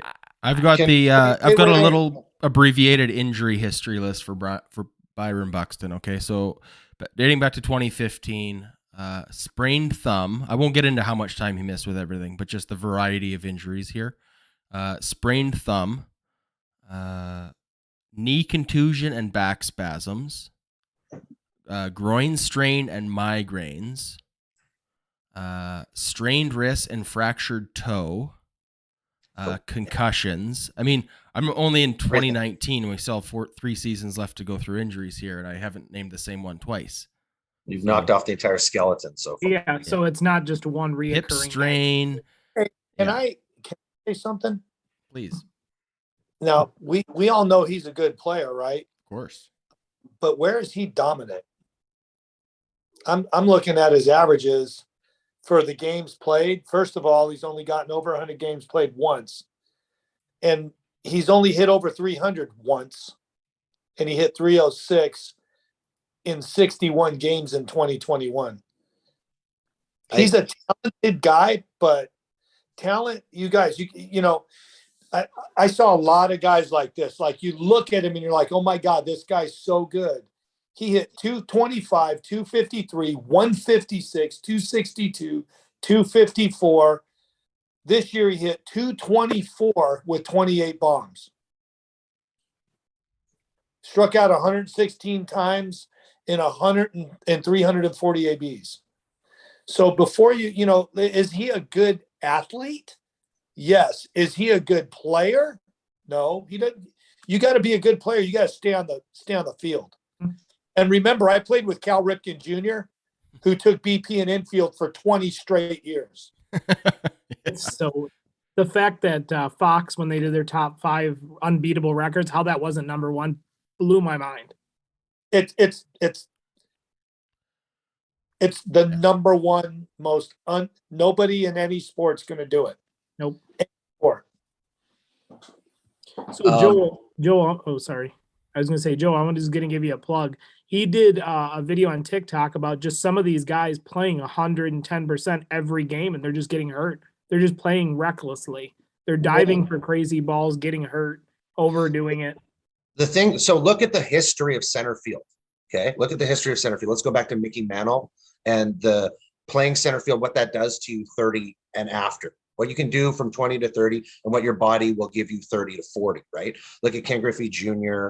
Look at great center fielders who just wear down because that position is so insane. And now think about contemporary baseball where outfielders are placed in positions where balls are more likely to go. So they are therefore in the position to dive more, be more kamikaze in walls because they're literally put in the path of the balls much more than previous generations just by them shifting them towards where hitters hit. So you see that kamikaze style that Springer has, the kamikaze style that Buxton has playing center field, that Griffey had, that Mantle has, collisions, diving, rolling, your wrist wrapping underneath your body when you dive and extend for a ball and your arm goes under you. These are insane injuries that take 50, 60, 100 games to remedy when you collide with a wall, when you damage your elbow, when you do these massive injuries. And that's what center field is. And you look at Mike Trout, who has now chronic back injury for the remainder of his life probably because of the intensity that he played center field with, right? And probably the torque of that swing as well. But I'm just saying center field, man, if you've got an incredibly talented player and you want him to play on the field because he's 5 tools and that bat's alive, center field, man, is not the great place for career longevity. Oh. Talking about career longevity here, well, we've got Anthony. I want to get your thoughts on, I guess, load management is the hot term nowadays. It seems like, I mean, in all sports, these young guys play less and less, right? In the interest of being available more because nobody can take a full season. What are your thoughts on that? Do you ever, I mean, we had this conversation a couple weeks ago, but the idea of, is a second DH something that might be in the cards for the MLB at some point? Oh my God. I know, I hate even saying it. I just wanted your reaction to it, but it almost feels inevitable once you actually think about it. Listen, talk me out of this. Bullshit. These guys are, listen, from a young age, these kids are pampered and they're taught how not to play for long stretches of time. Okay. I mean, even going back to high school, I get kids that I train and they throw 4 innings, and they're like, yeah, I threw 4 whole innings today. And I'm like 4 innings? What do you mean? You mean you didn't finish? Like, listen, guys, with load management and all that, the whole reason anybody even talks about that is because the minimum salary is now $700,000. So they're trying to do it. Now, let me ask you a question. Does it work? Does it work? I mean, Jacob deGrom can't stay on the field. Is he the best pitcher in the game? No. You got to stay on the field. They ought to make that kid a closer because he can't throw more than 80 innings. He threw 200 innings in his career twice and he breaks down. He spends more time on the DL than he does on the field. When you have all this stuff, listen, you're talking about paying guys and getting an ROI. You know what ROI is? Return on investment. Okay. If you stay on the field, you're giving a good return on the investment. If I invest in somebody and then I got to pamper their baby ass, I invested poorly. Do you understand? I invested poorly. When they gave Byron Buxton $100 million, that was a stupid thing to do, considering the fact that he had never been on the field a full year. The guy hasn't even played in 150 games. So, I get all that stuff. Load management. These guys are breaking down at faster rates than ever. I'll tell you what they don't do enough of. They don't throw the ball enough. Okay. Even with kids these days, they go from 0 to 100. It's every pitch. I'm going to throw it absolutely as hard as I can, but I can only do that for a little bit. And then I need a bunch of rest so I can throw the ball as hard as I can again. Instead, why doesn't Jacob deGrom throw 96 and pitch 200 innings instead of throwing 100 every single fastball and throwing 80 innings or 75 innings or whatever he's got? The load management thing is not working. The things that they're doing with these guys, the way they're training them, explosive movements, it's not working. There's no longevity in the game now. These guys play 150 games and they're like, hey, I played 150 games. Listen, you pitch as often as you can, as long as you can. They're trying to milk all this stuff and they're not getting better. They're getting worse. The batting average, it's embarrassing. When I look at the pitching stats, I cannot believe how many pitchers have 25 or 30 less hits than innings pitched. There's no approach to the plate. All they're trying to do is go deep. All they're trying to do is hit the ball out of the yard, and they can't stay on the field to do either one. I just don't understand it from an old guy. Analytics has hurt the game. I mean, everything's overanalyzed. Everything's nitpicked. Every number's crunched. They're just, it's just overanalyzing it. What has changed? I mean, Nolan Ryan, I watched a documentary recently on facing Nolan on Netflix, and he used to take it as an insult that he was getting pulled out of the game. Yeah. He would get heated. When Texas went to back-to-back World Series championships in the middle 90s, Nolan Ryan, or in the late 90s, Nolan Ryan was the president of baseball operations and took the pitch count off his pitchers. Mm-hmm. And his guys went deeper in the game. Everybody stayed healthy, and they did. You got these are Porsches. You got to drive these things hard. These kids, they're built like that. And to try and manage load and all that, it doesn't work. There's a record number of guys on the disabled list, a record number. I was Record number of Tommy Johns as well. I was actually so impressed with the way the Toronto Blue Jays handled Alek Manoah this season. And I mean, part of it was out of necessity because the rest of their pitching definitely wasn't kind of holding up to their end of the bargain, so they needed the innings. But I mean, the kid's 24. This is without a doubt the most he's ever pitched. He's up to, I think it's close to 195 innings on the season, and he would have broken 200. He would have been one of the only guys, if not the only guy, and the only reason he's not going to is because he's on a winning team, so they're going to line him up for that first game of the wild card series rather than pitch him 162. The dude wants the ball. He also is crotchety when he gets pulled. You see that mentality so rarely in baseball. It is just so hard as a Jays fan, and I know I'm biased, but to not just be so excited about Alek Manoah. Well, that's exactly where I went after Anthony said what he said, was because you watch Manoah pitch, not throw. You watched him throw at the All-Star game when he struck out 3 guys. Right? That's one inning. That's him doing whatever he wants and focusing on strikeouts. Okay. He goes in there and he cares about how many pitches that he throws in a game. He doesn't care about striking out as much as he cares about weak contact. And that plays for longevity.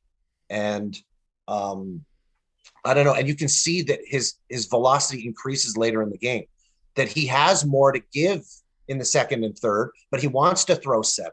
He wants to get to the 8th. He wants to complete games.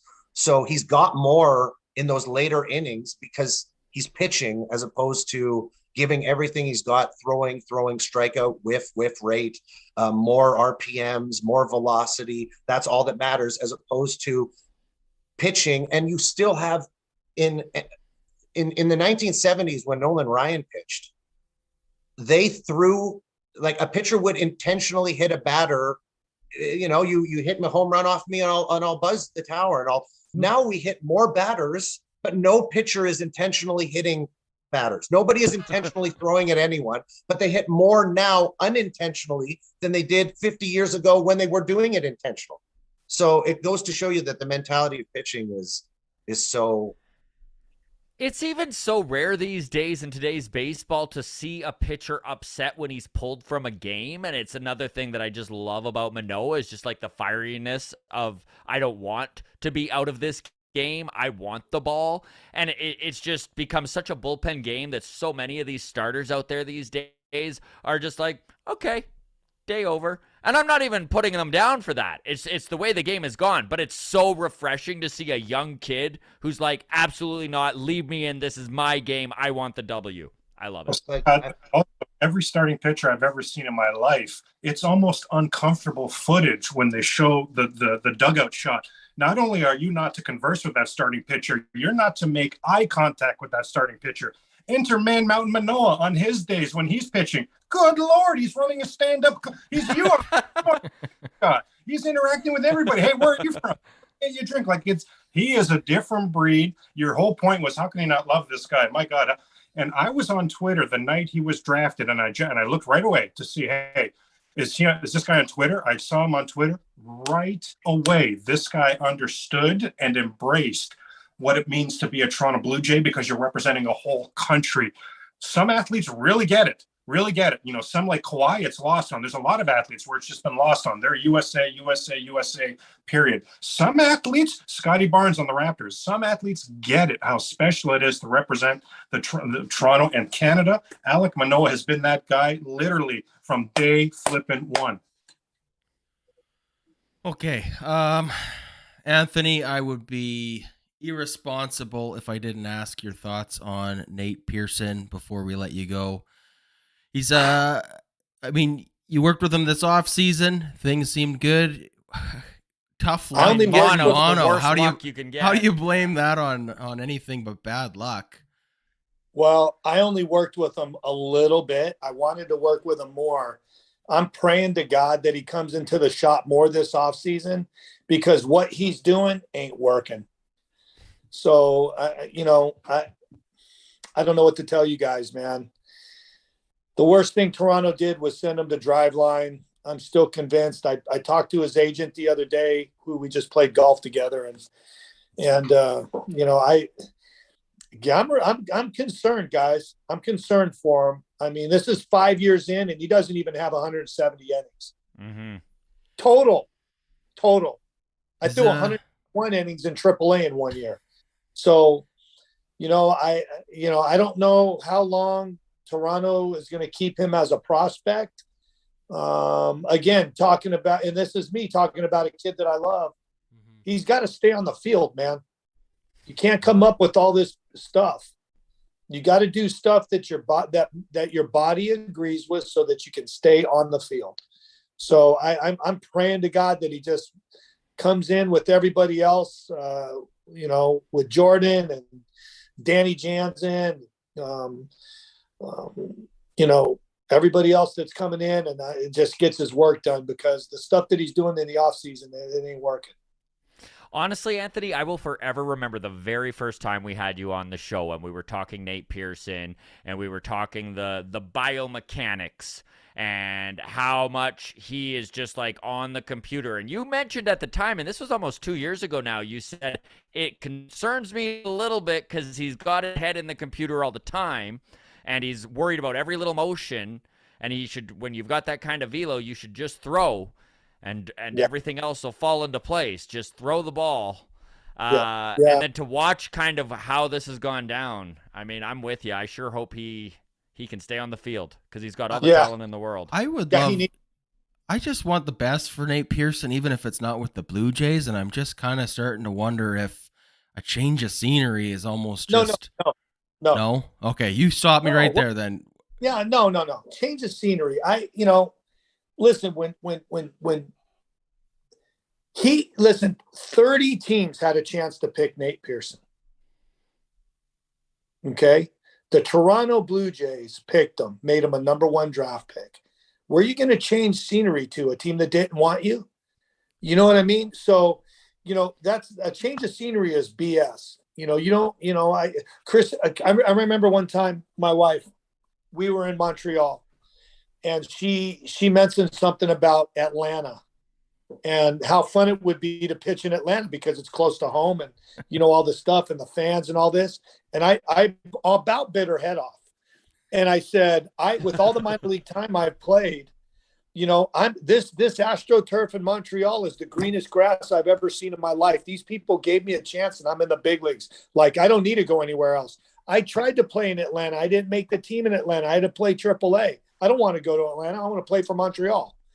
And so a change of scenery is not going to help him stay on the field. What's going to help him stay on the field is realizing what he's doing wrong and fricking fixing it. And if he does that, he's got a chance to be a dominant guy. But these little injuries are all because biomechanically he's cutting himself off. He's not flowing. So I'm really praying that I get to see him this offseason and spend a bunch of time with him. I've already talked to his agent and hopefully we can get that done because I want to get him back to the player that he was when the Blue Jays signed him, which was a guy that could be an absolute dominant starter. Okay, I have a total question. This is like really. So do you feel that Driveline and their like standard process of velocity gain that they throw on every single pitcher, that can have a drastically negative effect is what you're saying, right? Drastically negative. Let me ask you a question. Okay. Nate Pearson signed throwing 100. Yeah. Okay. That's what I'm saying. Like, you don't need him to gain velo. With a curveball in the strike zone and a changeup at any time. Okay. Went to Driveline and changed his arm, shortened it up, shortened his stride up. Now he doesn't throw 100. Now he can't throw his breaking balls in the zone and he has no changeup. So is it better or not? Why would you? That's I to this day, it blows my mind. The one thing that I don't like what they do today with this analytical stuff is they get in these kids' head and feed them information before they've even failed. Mm-hmm. At what point did Nate Pearson need to go get fixed at Driveline? He had not failed. Why would you send somebody to fix something that he's never failed at doing? It's almost like a pitching coach just wants to put their stamp on a guy. And then when they find success at the major league level, they go, yeah, it's all because I got him to tweak his delivery that one little bit. That's my doing. Yeah. Isn't each person different? Like, isn't each player different? What works with one player is not going to work with another. Okay, let me let you guys in. So, yeah, it doesn't agree with everybody. It works for Trevor Bauer, and it always has. But he's a quirky dude, and it works for him. Here's what happens to most players. And if you ask players later in their career, I bet you 99 out of 100 will agree with me. We spend a lot of time listening to coaches on our way to the big leagues, trying to figure out every little thing that we can to get us to the big leagues. What we end up doing when we're not successful is trying to go back to who we were at the beginning. So if you talk to players, you for instance, Brady Singer's one of my guys, right? So he's the number 1 draft pick for Kansas City. He struggled last year, gave up a ton of hits. Now all of a sudden this year, he got sent down. Okay. He came back up and he completely dominated the second half of the year. Okay. You know why? Because Kansas City guys, he used to keep his fingers on the side of the ball a little bit and get all that horizontal run. The Kansas City guys made him get his fingers on top of the ball. Okay. And he completely lost feel for his fastball. But the guy had never failed. They changed him, but he had never failed. When he first got called up, like the kid held his own, he did pretty good. Then all of a sudden they changed him. You know what he did? He went down to minor leagues. He said, screw it. I'm doing what I used to do. And he came back up. He's being himself and he's being successful. We spend a lot of time listening to coaches And then after it's all said and done, trying to get back to who we were at the very beginning. I mean, well Pulling said. So in a nutshell, I'm going to try and get Nate in the shop with Jordan and everybody else this offseason and straighten them out so I can give them back to you guys and you guys can get the picture that I know that he is. I like the last time you were on here, Anthony, you were telling us about the time in the shop this offseason with Jordan Romano and Aaron Judge and the little bit of rivalry between the two. So it was cool to have that little insight when Aaron Judge hit 61 and knowing that Jordan Romano was the one to get the ball back for him. So yeah, how about that? Isn't that something? Yeah, right? Yeah, I thought about that. All right, little comment here from YouTube quickly, and then we'll move on. Christopher Oliver is in Buffalo. He's one of our resident Buffalo Bison. Not Buffalo Bison. Is that the AAA team? Buffalo. Blank. Yeah, Buffalo Bison. No, Buffalo Bison. So he says, Anthony, this is good. As one who has watched Nate Pearson pitch in Buffalo a lot this year and occasionally getting frustrated, this helps put it all into perspective. So thank you. Absolutely. That was really enlightening. Thank you so much, Anthony. Yeah, I appreciate it. Okay, let's Anthony, I know we got to let you go here pretty quick. But if anybody else is willing to stick around for a few extra minutes after we go long, cool. If not, if anybody else has to take off, that is great as well. But Anthony, I just wanted to give you a chance to talk if there was a subject that you wanted to really dive into before we let you go, or I'm pretty good. What I'd like to I would like to talk about the expanded playoffs. okay. I'm kind of all about it, but at what point do we stop doing stuff like this? Major League Baseball is going in a really weird direction for me. They're doing crazy stuff, making the bases bigger, the pitch clock, the batters, the electronic strike zone is going to be coming. Just my thoughts on that. Baseball has survived for a long time because it's been a blue collar game. And it just feels like society wants everything to be easier instead of harder. And I think the commissioner is just taking a gigantic crap in the stuff that he's doing. And most guys don't like the direction that it's going. And I'm concerned that our game is never going to be able to get back to the way it was. Guys taking guys out, playing hard. I mean, it's almost like we just need to play football. The NFL needs to play flag football. And, soccer needs to play dodgeball or something. I mean, I just don't know. I'd like to see our game get back to the hard-nosed game that it could be for 162 and stop with all this load management and pitch count and all that, and let the game get back to these guys doing what they love, unabased, and killing me. It's hard for me to watch the doggone thing. What's your feeling on the shift? I heard you mention some of the rule changes. What about the feeling on the shift? Hot button. If you don't like the shift, hit the damn ball the other way. I love it. I love that. it. Thank you. How hard is it? You're a big league hitter, and you want to roll over into the shift. You're an idiot.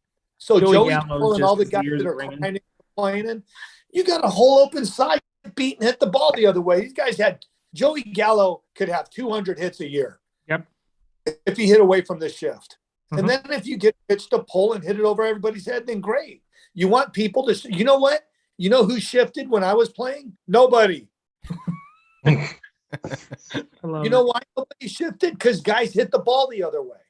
You couldn't do that. If you even pinched guys and they saw a hole, they were trying to protect and get a base hit. But now with the analytics and you got to go deep and you got to hit the ball in the air and this is the stuff that I'm talking about. Tony Gwynn, I used to watch him and he would get it wherever they weren't. Tony Gwynn would hit it too. I remember. I faced him too. Yeah, I know. It's just like watching golf and listening to the golfers complain about the course. I'm like, what are you kidding? You're a pro. You're good. Who cares? Climb the mountain one time. Have some adversity. Jeez. How do you feel about the expanded playoffs? So you started with that. Are you like the expanded playoffs or no? Yeah, but where do you stop? Hopefully here. Yeah. Well, agree. I know, but where do you stop? I mean, how long is the playoffs going to be? A month long, like hockey? I mean, hockey season's long, and then the playoffs are longer. Yeah. Yeah. So I mean, at what point? Yeah, I gotta stop there with the playoffs. I would never change it again. I don't mind having a series for the wild card. I never was a big fan of a 1-game playoff for the wild card because you just the best team doesn't always win. I feel like the best team can win a series, but all the rule changes and stuff, I'm out, man. I'm out. I'm not about it. It's terrible. What's your guys feeling on the rule changes? All right. I honestly, I hate that they're banning the shift. I feel very similar to you do, Telly, that if we're going to legislate Joey Gallo into being a good player for some reason, I don't really get it. Like, I hit the other way. I'm not saying hitting's easy. There's a reason why I didn't do anything baseball-wise, right? Like, hitting is hard, but that said, I mean, if you're going to be one of the best players in the entire world and you're going to be playing Major League Baseball, you can't at least tap a ball. Like, my goodness, the times when they leave the entire left side of the infield open and all you need to do is get it past the pitcher, at that point, it's almost, how are they not insulted as a batter? How are you just like not bunting at that point, practicing every single day to be like, I'm going to shove it up these guys' butt? Like, it is so completely selfish that it blows my mind. I mean, it's so completely selfish. If Derek Jeter, the captain of the Yankees, if Joey Gallo refused to hit the ball away from the shift, do you think Derek Jeter would say something? Oh, yeah. 100%. 100%. So why doesn't the manager walk over and go, hey, look, man, I know you can go yard, but your ass is hitting 150. I got 6 guys on my pitching staff that hit better than that. Like, if you can't hit the ball the other way, I got to sit you down or release you. Did I read somewhere that the rules that there's only so many pickoff attempts? Did we talk about Yeah. this? And then, oh, that's awful. Yeah. I just like the rule is I did not hear one baseball fan all season say, man, our team was jobs last night because of the distance of the bases. Man, our team was really robbed because of the pickup. But I heard numerous fans, including us, say, wow, that game was affected last night because the home plate umpire was awful. So how robo-umps first change being made here, I have no idea. They need to be here yesterday. The rest of these changes, wow, for what? To what purpose? Keep in mind, robo-umps aren't perfect either. So, Of course they are. Of course they are. They are not. Of course they are. 'Tis in the name. Robo-ump. I'm telling you, automation. Why do you think we have people look over automation? Why do you think we have people watching over it? Because they make mistakes also. Sounds like we have a safety net. I love it. Right now I have human intervention and it's the game. Anthony, what are your thoughts on robo-umps before we let you go? Okay, final thought, and then I'm out. Okay. If you look up statistically, major league umpires get 93 to 95% of their calls right throughout a game, with the exception of 2 guys. Angel Hernandez. And CB Buckner. Yes, Buckner. So Angel and CB are both like 88, 87.9, and 88%. When you're looking at 250 pitches a night, some of them over 100 miles an hour and moving, and you're getting 95% right, you're pretty freaking good. I don't have a problem with the umpires. What I have a problem with is that the ones that are horse shit can't get fired. Mhm. Yeah. If you Fair could enough. fire bad ones, if you could fire Angel, if you could fire CB Buckner, Or then at least disciplined at all. no, fire them.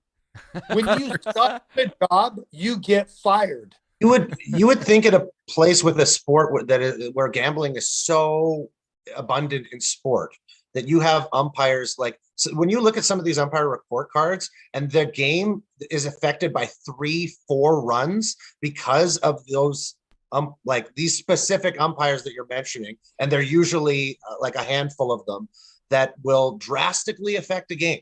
And then that is the narrative that is spread over the entire lump of umpires, right? Is that there's 7 or handful of them that will affect the game. The game will be completely different because they're the person behind the plate, and that can't happen. No, but you got to fire them. Yeah, there has to be a why is there no MVP of umpiring at the end of the year, the least valuable umpire, and then a hierarchy system where these people are pushed down and fired. I don't understand the system that protects them so well that we can't talk. Oh, your strike zone is we can't even talk about it in game. Like you're missing balls 6 inches off the plate that nearly hit me, and we can't discuss this. Like we're in a place where free speech doesn't exist everywhere except for strike zones. So I don't. Have you watched the 1997 Eric Gregg game with Maddox and Levon Hernandez? Watch that one. Oh no, I saw it, and I know it. I saw it. Eric Gregg, rest his soul. Yeah, I played golf the other day at Lou Pinella's golf tournament, and Joe West was there. Yeah.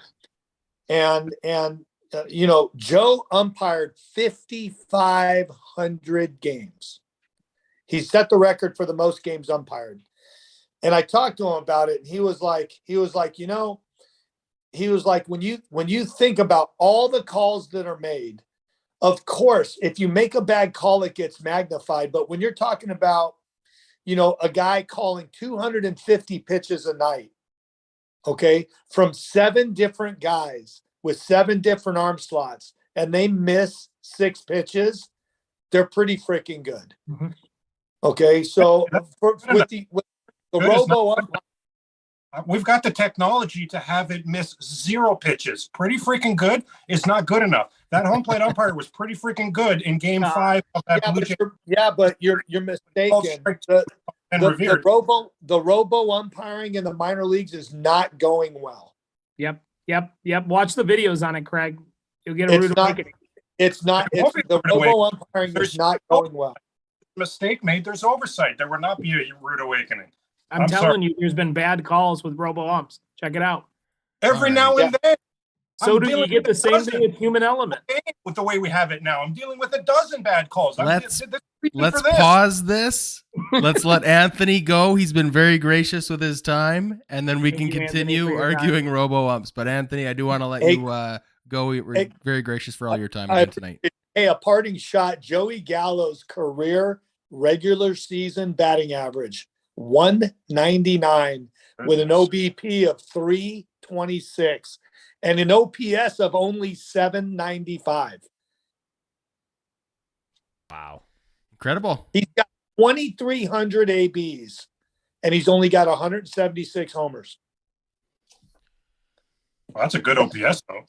That's not good anymore. All right. Thank you for your time, Anthony. Thank you for your time. Thanks, Telly. Guys. So good to see you, buddy.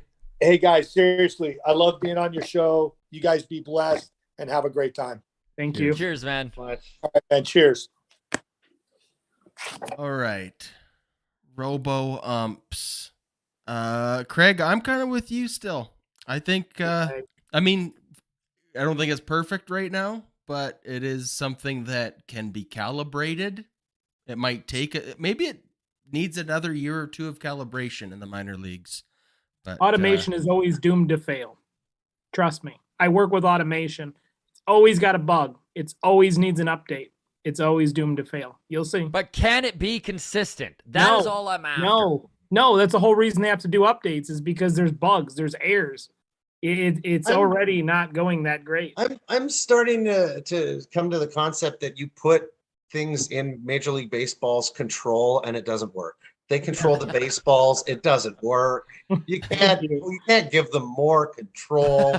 They could just have a little switch and go bigger strike zone, smaller strike zone. Oh, the Yankees are up. The strike zone shrinks to this. I don't know. I'm getting weirded out by it. Craig, I love your opinions. I love how heated you are. I love it. This is one of our most heated episodes we've had. This is a great one. Can't you find a combination of the both, though? Can't you have human umpires who have a robot in their ear and they That's- see a pitch, Sure. That's it. Joe.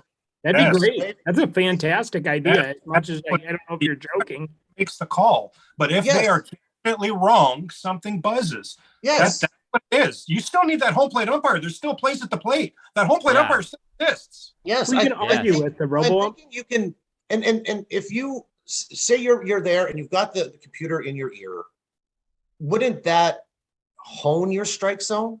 Mhm. Wouldn't that make you say, "Oh my God, I've been calling that pitch a ball for Good 8 point. years. I didn't know that was a strike." And then that makes the human better. Like I Right. feel like there's a hybrid way of combining that umpire with the technology, like the way that a fighter jet pilot has a tactical system to lock up an enemy jet, right? Like, why not incorporate technology into the human as opposed to just go straight Terminator on it and then, Okay, Find a I middle. do want to jump in here because this was going to be my topic of the night, and it just relates to the strike zones. So we can keep this brief. I don't want to be too selfish with my time. If anybody does have to go, other than Anthony, we I can hate to let you do go this. now. Scott's I'm gone. good. I probably should get out of here. I do have a show tonight, but I honestly, all three of you, Craig, so good to see you again, my man. It's been too long. And Rick, always a pleasure. Joel, until next week, take care, guys. For those of you who are still stuck around on YouTube, just a reminder, Ben Nicholson Smith joins us tomorrow. We'll be doing that live and then releasing that later in the day. All right. Later, guys. Thanks, Adam. Cheers, All buddy. right, cheers. Have a good show night, Scott. Okay, so Thanks. just with the topic of robo-umps, I watched a video, and I know Trevor Bauer is persona non grata, although he'll probably be pitching in the MLB again next year. That is a debate for another episode. But on his YouTube channel about 2 weeks ago, they put up a video called "Would an Average Baseball Fan Be a Good MLB Umpire?" I don't know if anybody else saw this video. Oh, no. But basically what it was Trevor Bauer and I don't know, 3 of his buddies or whatever, and they get back there, and they're in the cage with all the tech set up, and then they've got this umpire's catcher's mask on, and it's got like a GoPro, so you can see it from the umpire's perspective, right? They're behind the catcher, so they've got a catcher catching from the pitching machine. They've got all their pitch tracking cameras and stuff all dialed in, and basically they're checking these pitches, and they're calling it, and they're having a fun little competition to see who's the most accurate between them. But it was really eye-opening for me to see it from a umpire's perspective, the view on low pitches and high pitches and stuff like this. If anybody has 15 minutes to kill sometime, go check that video out. Even if you hate Trevor Bauer, I think it's just an interesting exercise in your own mental perspective on what it looks like from the umpire's perspective. But like the freezing of pitches, and like I found myself playing along and trying to guess, strike or ball, and it is way more compelling, the argument for like framing pitches. To me, in my head, I always just thought the umpire should just see where the ball came in and not be manipulated by Alejandro Kirk, quickly repositioning his glove into the strike zone to steal a strike or whatever the case may be. But after watching that video and seeing it happen in real time, it is I'm for sure not a professional MLB umpire, but there is definitely a ooh, that was really fast. Like when it comes in at 100 miles an hour and it's, cutting across the plate, and you're like, those are pretty instantaneous calls that get made. So What do they say? How much is the reaction on a batter when a pitch comes in? I mean, that's the same it's reaction. like a third of a second, right? So the ump has that same third of a second to determine on a guy who has so much movement on the ball throwing 100 miles an hour. I mean, it's incredibly hard to do. It's the other thing I see a lot. There's a guy on TikTok who does he's from Illinois. He does I think his name's sports betting something or other, but he constantly does bad calls for strike and ball. And another thing I think that a lot of people don't understand is that strike zone on there is not accurate. It's just based off of what is it based off of? I forget. It's based off the pitches, location, stuff like that of the previous so many pitches. But that strike zone is not 100% accurate. So You're talking about the little silver rectangle that we see on the broadcast? correct. It's based off of I forget. If you look it up, it's based off the pitches that were called strike in the certain amount of circumstances, something or other. But it's not 100%. That's why close. It could go either way. Umpires got to be a backpack to the catcher without disrupting the whole thing too. Like, there's no way that this is easy back there. My whole point is technology exists where I don't have to worry about a human's interpretation of the strike zone. That's my whole point. Mm-hmm. Yeah, it's just the human element. We're just taking out too much of the human element of the game. That's what makes it so interesting. I agree with you, Craig. Trust me. Sometimes I think the best stuff is where we don't. And I've talked to Joel about this, where we go both sides so both people can see it. You know what I mean? And that's where we get our best stand then on like instant replay, like bang plays going into second base. I'm interested. Like, if you are anti Robo-ump, are you also opposed to overturning a close play at first base? Because that's human element too, right? If the ump at first says he's safe, but he got it wrong. For me, like, best interest of the outcome of the game is accuracy. So here's my thing. The most memorable parts of an MLB game, the ones that people mostly remember, are those. So those are your most memorable, whether good or bad, people remember them. I mean, you talk about I forgot the umpire's name, but the World Series with the blown call with the Cardinals and the Royals, where the Royals end up winning. Everybody remembers that game, the Galarraga game. You know, everybody remembers those games. They're very memorable moments in MLB history. I mean, it's you err. I mean, it's just part of being a human. You err. I mean, we're just trying to automate everything. I agree that, some stuff needs to be automated, but at what point do we stop would be the counter argument. Are we just going to put an ump everywhere on the field? Just everything's going to be an ump calling it. We're just going to take all the people off the field. If so, why don't we just put robot players then too? If that's how would you feel about, as a compromise, the ability to challenge a strike call? Yes. Like 99% of the pitches are just called by the umpire, but a team gets like 3 pitches to challenge over the course of a game, or, whatever formula you come up with that is a reasonable amount. But, Like a pitch, tennis? you can go out there, you throw the flag and you go, hey, that was way outside. And let's review that third strike call. Like tennis. Tennis does that with balls in and out on the foul lines, because it's judged by a human. Then they go to technology to see if that human judged correctly. Yeah, I like that. I think tennis is I don't know if instantaneous, you though. I could don't think do it's an implemented challenge in tennis, is it? I think it is a sensor that gets. But Joel, we've already flagged slowed it down to a real-time. certain point, because I know what you're getting at. It's just everything's going to slow the game down. But I mean, I get to Adam's point. You counteract that with just maybe you don't do it after a certain inning, or you're only allowed a certain amount, or if you fail on the first one, you don't get a second one. Well, and if we have the pitch recorded correctly, in theory, right? Let's just give the automation the benefit of the doubt. Let's just say the pitch tracker knows within a 100th of a second that was a strike. The umpire calls it a ball. Nobody challenges it. But if someone does challenge it, there's no like video review. They just go, yeah, you're right. That was wrong. Let's correct it. And it just dings. And it's just ding. The You nailed your challenge. You get to keep it, and we'll change the call and on to the next pitch. Right? But if you get it wrong, boom, you've burned your challenge on the strike zone, and you only get one more for the game, or whatever the number is. I don't know. Craig, you're for automation. What do you think? We haven't heard from you yet. I'm 1,000% all for it. I go back to one of the first things I remember ever learning ever. And Adam's the only one I know here who has kids, but I'm sure part of what he's teaching them is when you do cheat, you're only cheating yourself. And that play, that bang, bang play at first base, we have the technology to see within the rules of the game, who was he safe or was he out? I'd way rather, even if it meant, honest to God, even if it meant the Blue Jays winning a World Series on a play that shouldn't have been called that way, no way. I want what's right. I think it was Adam that said the accuracy. We have the technology for the accuracy. I'm all in for using it. Man, that technology would have been pretty cool. Remember that triple play?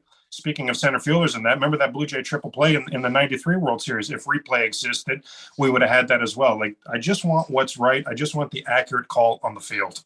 I'd like to see the accuracy numbers on the Robo-umps. I'll have to look that up. If I can get that, I'll try, even if I'm not on next week, I'll try to give it to Kami so he has it. So that way he can kind of speak to it. But I'm going to look up the accuracy numbers on the Robo-umps and see if I can get something for you guys so you can at least go a little bit further on it. I will acknowledge that, like, I'm sure there is room for improvement on Robo-umps as well, but I think that is more attainable to achieve 100% accuracy or 99.9 from a Robo-ump over the course of 5 years of calibration versus 5 years of hoping a human just does better. So there might be growing pains. I think that's what the minor leagues are for, working out the kinks. By the time it gets to the MLB, I would hope that it is sufficiently dialed in. And then, yeah, having oversight, human oversight is always important, right? So, and Anthony hit a point here as well. The oversight, you said that. Yeah, exactly right. Having the oversight. Yeah, sorry. Yeah. Yeah, I was just going to say they're not taking away jobs too. I'm just kind of being counteractive with the different side of the argument. There's still going to be an ump there. Yeah. Mm-hmm. Yeah, so somebody's got to do this problem. at the end of every inning, right? Nobody's saying bag your own groceries at home plate. No way. So Right. my real quick topic before we Please. went was who, if you had one person to choose from each of you, this is a pretty quick one. Who would you choose to be in the Hall of Fame? Who's not? For me, Carlos Delgado. Okay. Joel? Tommy John. Oh, wow, you guys let me the easy one. Barry Bonds. Barry Bonds. There I you go. figured the Barry Bonds would be the gimme, but yeah. Very good. Yeah, I don't have the Carlos Delgado stats in front of me, but I always thought the fact that he just played in Toronto hurt his case more than anything. So, Yeah, he was slated for like 8 All-Star games. yeah, something like 100 RBIs fucking Yeah. every season he played, basically 470 plus All-Star career games home played. runs. Yeah, with Maybe no reach out to you for my next video. I usually does my should they be in the Hall of Fame, so I might reach out to you, Joel, for some stats on Carlos Delgado. There you go. Okay, Craig, let's go to you then. Thanks for the topic, the quick one, Rick. I know we are over time, so appreciate the three of you sticking it out here for the last few minutes. But we had such a good, heated conversation tonight, so it was good to go a little bit long. But Craig, the floor is yours, my friend. Oh, we had mine already. I wanted to talk about the playoff rotation. We touched on it already. Okay. I wanted to touch on Manoah. I really think Manoah in that 2 spot is the way to go. That but we nailed that one. Joel, floor is yours then. I think we talked about it when we talked about Judge and the home runs and Barry Bonds and kind of what the home run record was. That was kind of my idea. My question was the home run record subjective? Right? Is it at this point because of what Judge is doing and so many arguments always just come up? Is it the locked record that is, or is it the subjective thing that you can have your own king? One thing real quick on that, okay? For all the people who say Barry Bonds cheated, I'm gonna tell you something. You can look it up. I promise you. Hank Aaron took greenies. He fully admitted it. That's cheating, or it was cheating, or it's an enhancement. So he fully admitted. So you can't say that other people didn't cheat. People are always going to look for a way up. You've said it yourself, Joel. They're always going to look for that one leg up to try to get up on somebody. So the fact that they say, "Oh, Barry Bonds did it," and it's not a real record, he still hit him. I don't care what anybody says. Yeah, I would. My 2 cents on the ordeal would be that when you're comparing historical stats from a league that is well over 100 years old, you're already painting yourself into a difficult corner. Just from a moral standpoint, we didn't have black people in the league for the first half of baseball existing, right? So from like a moral steroids are bad standpoint, it's like, well, so is the color barrier, but you know what I mean? Yes. And then on top of that, like, just it's so impossible to compare what an athlete is doing today to what happened 100 years ago, because look at the diet and the supplements that Aaron Judge has access to. Whereas when Babe Ruth did it, a pregame meal was a fried chicken and a pack of smokes. You know what I mean? So, And cabbage in his hat. Yeah, exactly, right? So it's no, biggest number that we recorded is just the biggest number that we recorded. I also think Barry Bonds, like Craig said, should be in the Hall of Fame. I think we're all mature enough to go to the hall, see an exhibit with Barry Bonds there, and tell our kids the complicated history of Barry Bonds. Like, I don't think we need to pretend it never happened. Before you do your topic real quick, Adam, to close it out, I did find out in my area that there is a Hall of Fame pitcher buried where I live, and I got a chance to go out and see the grave. It was pretty interesting. I sent some pictures to Joel. Look it up. It's old Haas Radborn. And he's got the most wins in a season. Yep, he has the MLB record for 60 wins in a season, which will never be broken. He's buried in Bloomington, Illinois. He played in the late 1800s. Look up his stats. I mean, it's insane. You talk about the different eras. I mean, he threw 672 innings during a season. All right. Well, that might be a more impressive, more untouchable record than Cal Ripken. I don't know if we'll ever see that again. You're good. No, my topic was Robo-umps. So we're all done on mine too. So let's quickly throw to the comment section here on YouTube, and then we'll get out of here. Taco Time says Berrios should be in the bullpen making burritos and keeping relief pitchers in good spirits. Stripling has to be the game 3 starter. Next one, New Brunswick guy. Bauer and Scherzer were making $40 million plus a year as pitchers. Quick thoughts on Trevor Bauer. Seems like he's going to be making a comeback next year. How would you feel about having him in your organization? I know it's a sticky situation, but if the court cases, I don't know if it's a criminal case at this point or just a lawsuit. I haven't really been following it too closely, but so Trevor and Rachel Luba seem to be pretty confident that he's going to be vindicated by the end of this. So I know Rachel. I've talked to her a bit, so she's pretty adamant that he's a good pitcher. I mean, there's no doubt in my mind. Just do you want that drama in the clubhouse? Because it's always going to linger regardless. That was there with the Dodgers before any of that happened too. Yep. That's the only thing you worry about, Adam. Is just you worry about bringing that into the clubhouse. Even if he gets distraction is a distraction for sure. Yep. Correct. I would agree that regardless of how this particular issue gets resolved or settled or whatever, there is almost certainly bound to be another distraction around the corner with Trevor Bauer. So, you know what? Anaheim Angels. That's the one team that will be able to look past any off-field stuff because they just have to throw Hail Marys right now. They need to throw money at the problem when it comes to pitching, and there's nothing that can happen in that clubhouse that is going to break apart that clubhouse because no matter who's in there, it's always going to be led by Shohei and Mike Trout. Zagreus King says Mariners lost to Oakland tonight. Like it. And Rays lost to Houston. So let's go. Rough outing for Robbie Ray. 3 home runs, I think 6 earned runs over 5.5 innings. I think Toronto beat them in the only outing he faced against him. I can't remember. I was looking up the stats earlier. Did he pitch against? Yeah. So Joel's favorite, Robbie Ray, he's got a tattoo on his back. Tom Cruise. He does. Yeah, they're together. Robbie and Tom Cruise touching fingers. Braiding their hair together like an avatar. That's his dream. You know, he goes to sleep every night thinking about that. All right, last one here. Here's the last little open question that we'll end on. So this comes from Devin Travis. Says, how would you feel about the top teams based on record take turns choosing their postseason opponents for the first round matchup? Love it, hate it. Where do you stand? Love it. I think it's coming. It's been discussed already. Sometimes there's a crapshoot. Like look how odd it is. All due respect to Cleveland.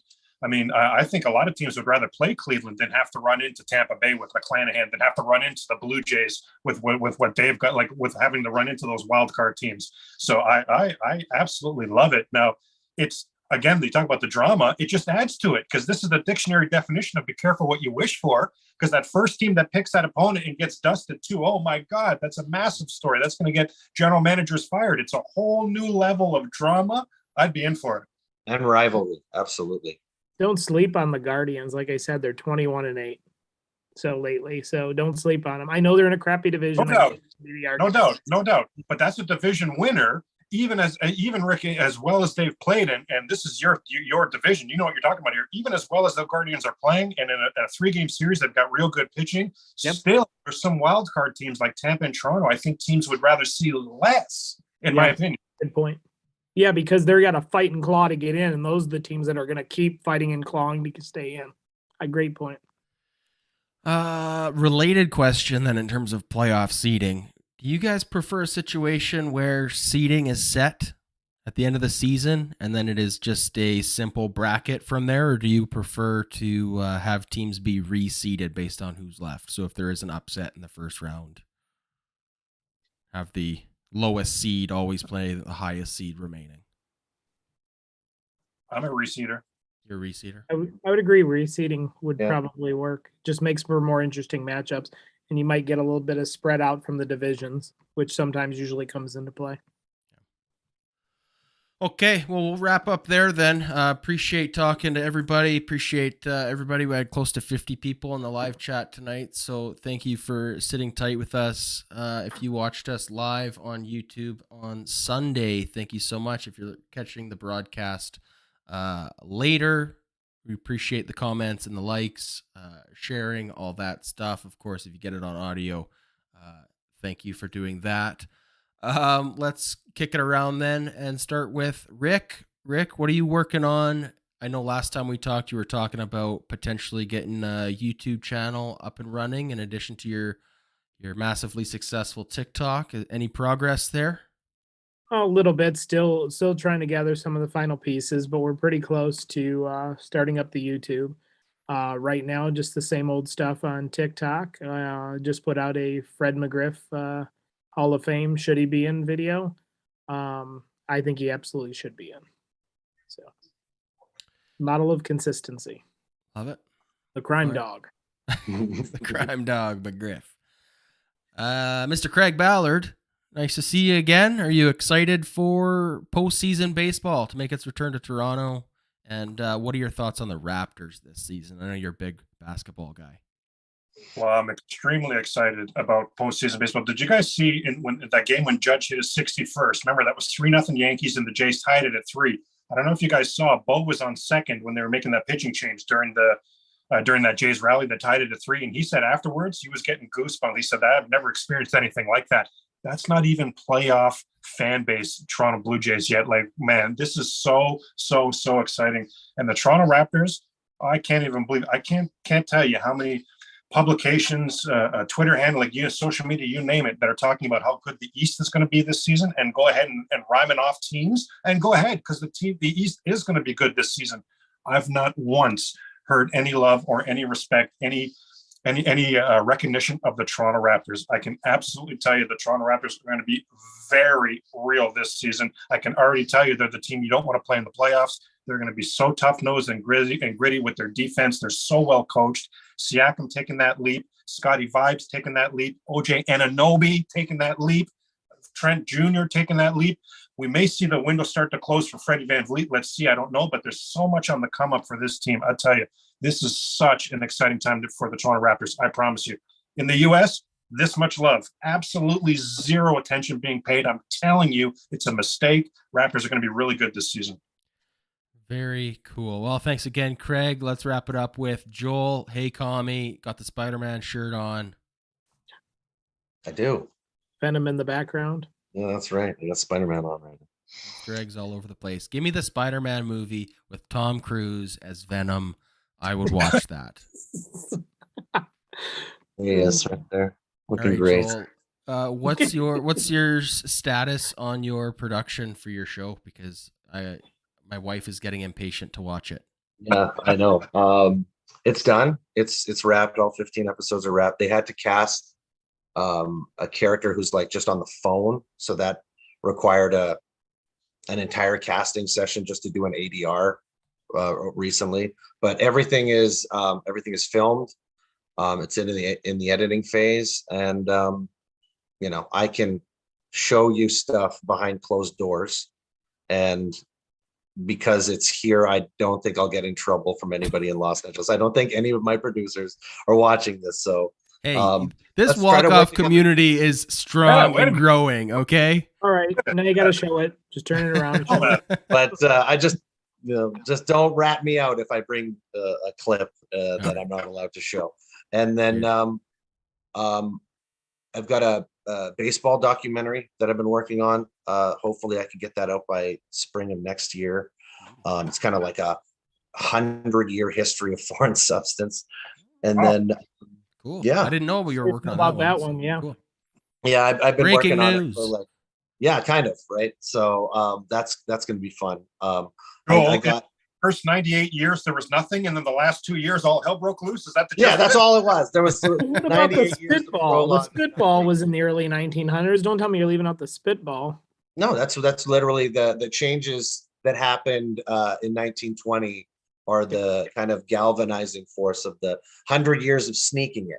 It's kind of that idea is that from 1920 to 2020, it was something that you'd have to sneak to use, and the Gaylord Perrys and all the pictures of the past, and there Whitey Ford cutting the ball with his ring, all the little intricate ways of manipulating the baseball, all the way to Major League Baseball augmenting the balls, pitchers kind of feeling obligated to use more stuff because the balls are just flying out at 92-mile-an-hour exit velos, a home run. So the pitchers feel like it's the ebb and flow of 100 years of manipulating that baseball. Not when Aaron Judge does it, because lately he's been hitting 113 off the bat that's dying at the warning track. So Don't forget that when they banned spitball, if you were grandfathered in, so if you're already throwing it, you were able to throw it, which is crazy. what to a think about. weird thing to grandfather in. Hey, if you're currently cheating, you can keep going. Right? But, I just cheat. I'd be like 21 and I'd cheat the game before. I'd be like, oh no, I'm a spinner baller. Yeah. I've been cheating for years. What do you mean? You never saw me? What do you mean? I've been spitting on the ball forever. Everything is spitball. All right. Appreciate the time, guys. We went 2.5 hours tonight, so appreciate the extra time going long here. I had a fun chat, a nice heated one, some good topics. Thanks, everybody in the YouTube live chat. As always, appreciate the support, likes, comments. It all helps the channel grow so we can get awesome guests like these back on the panel. We'll catch you next week. Cheers.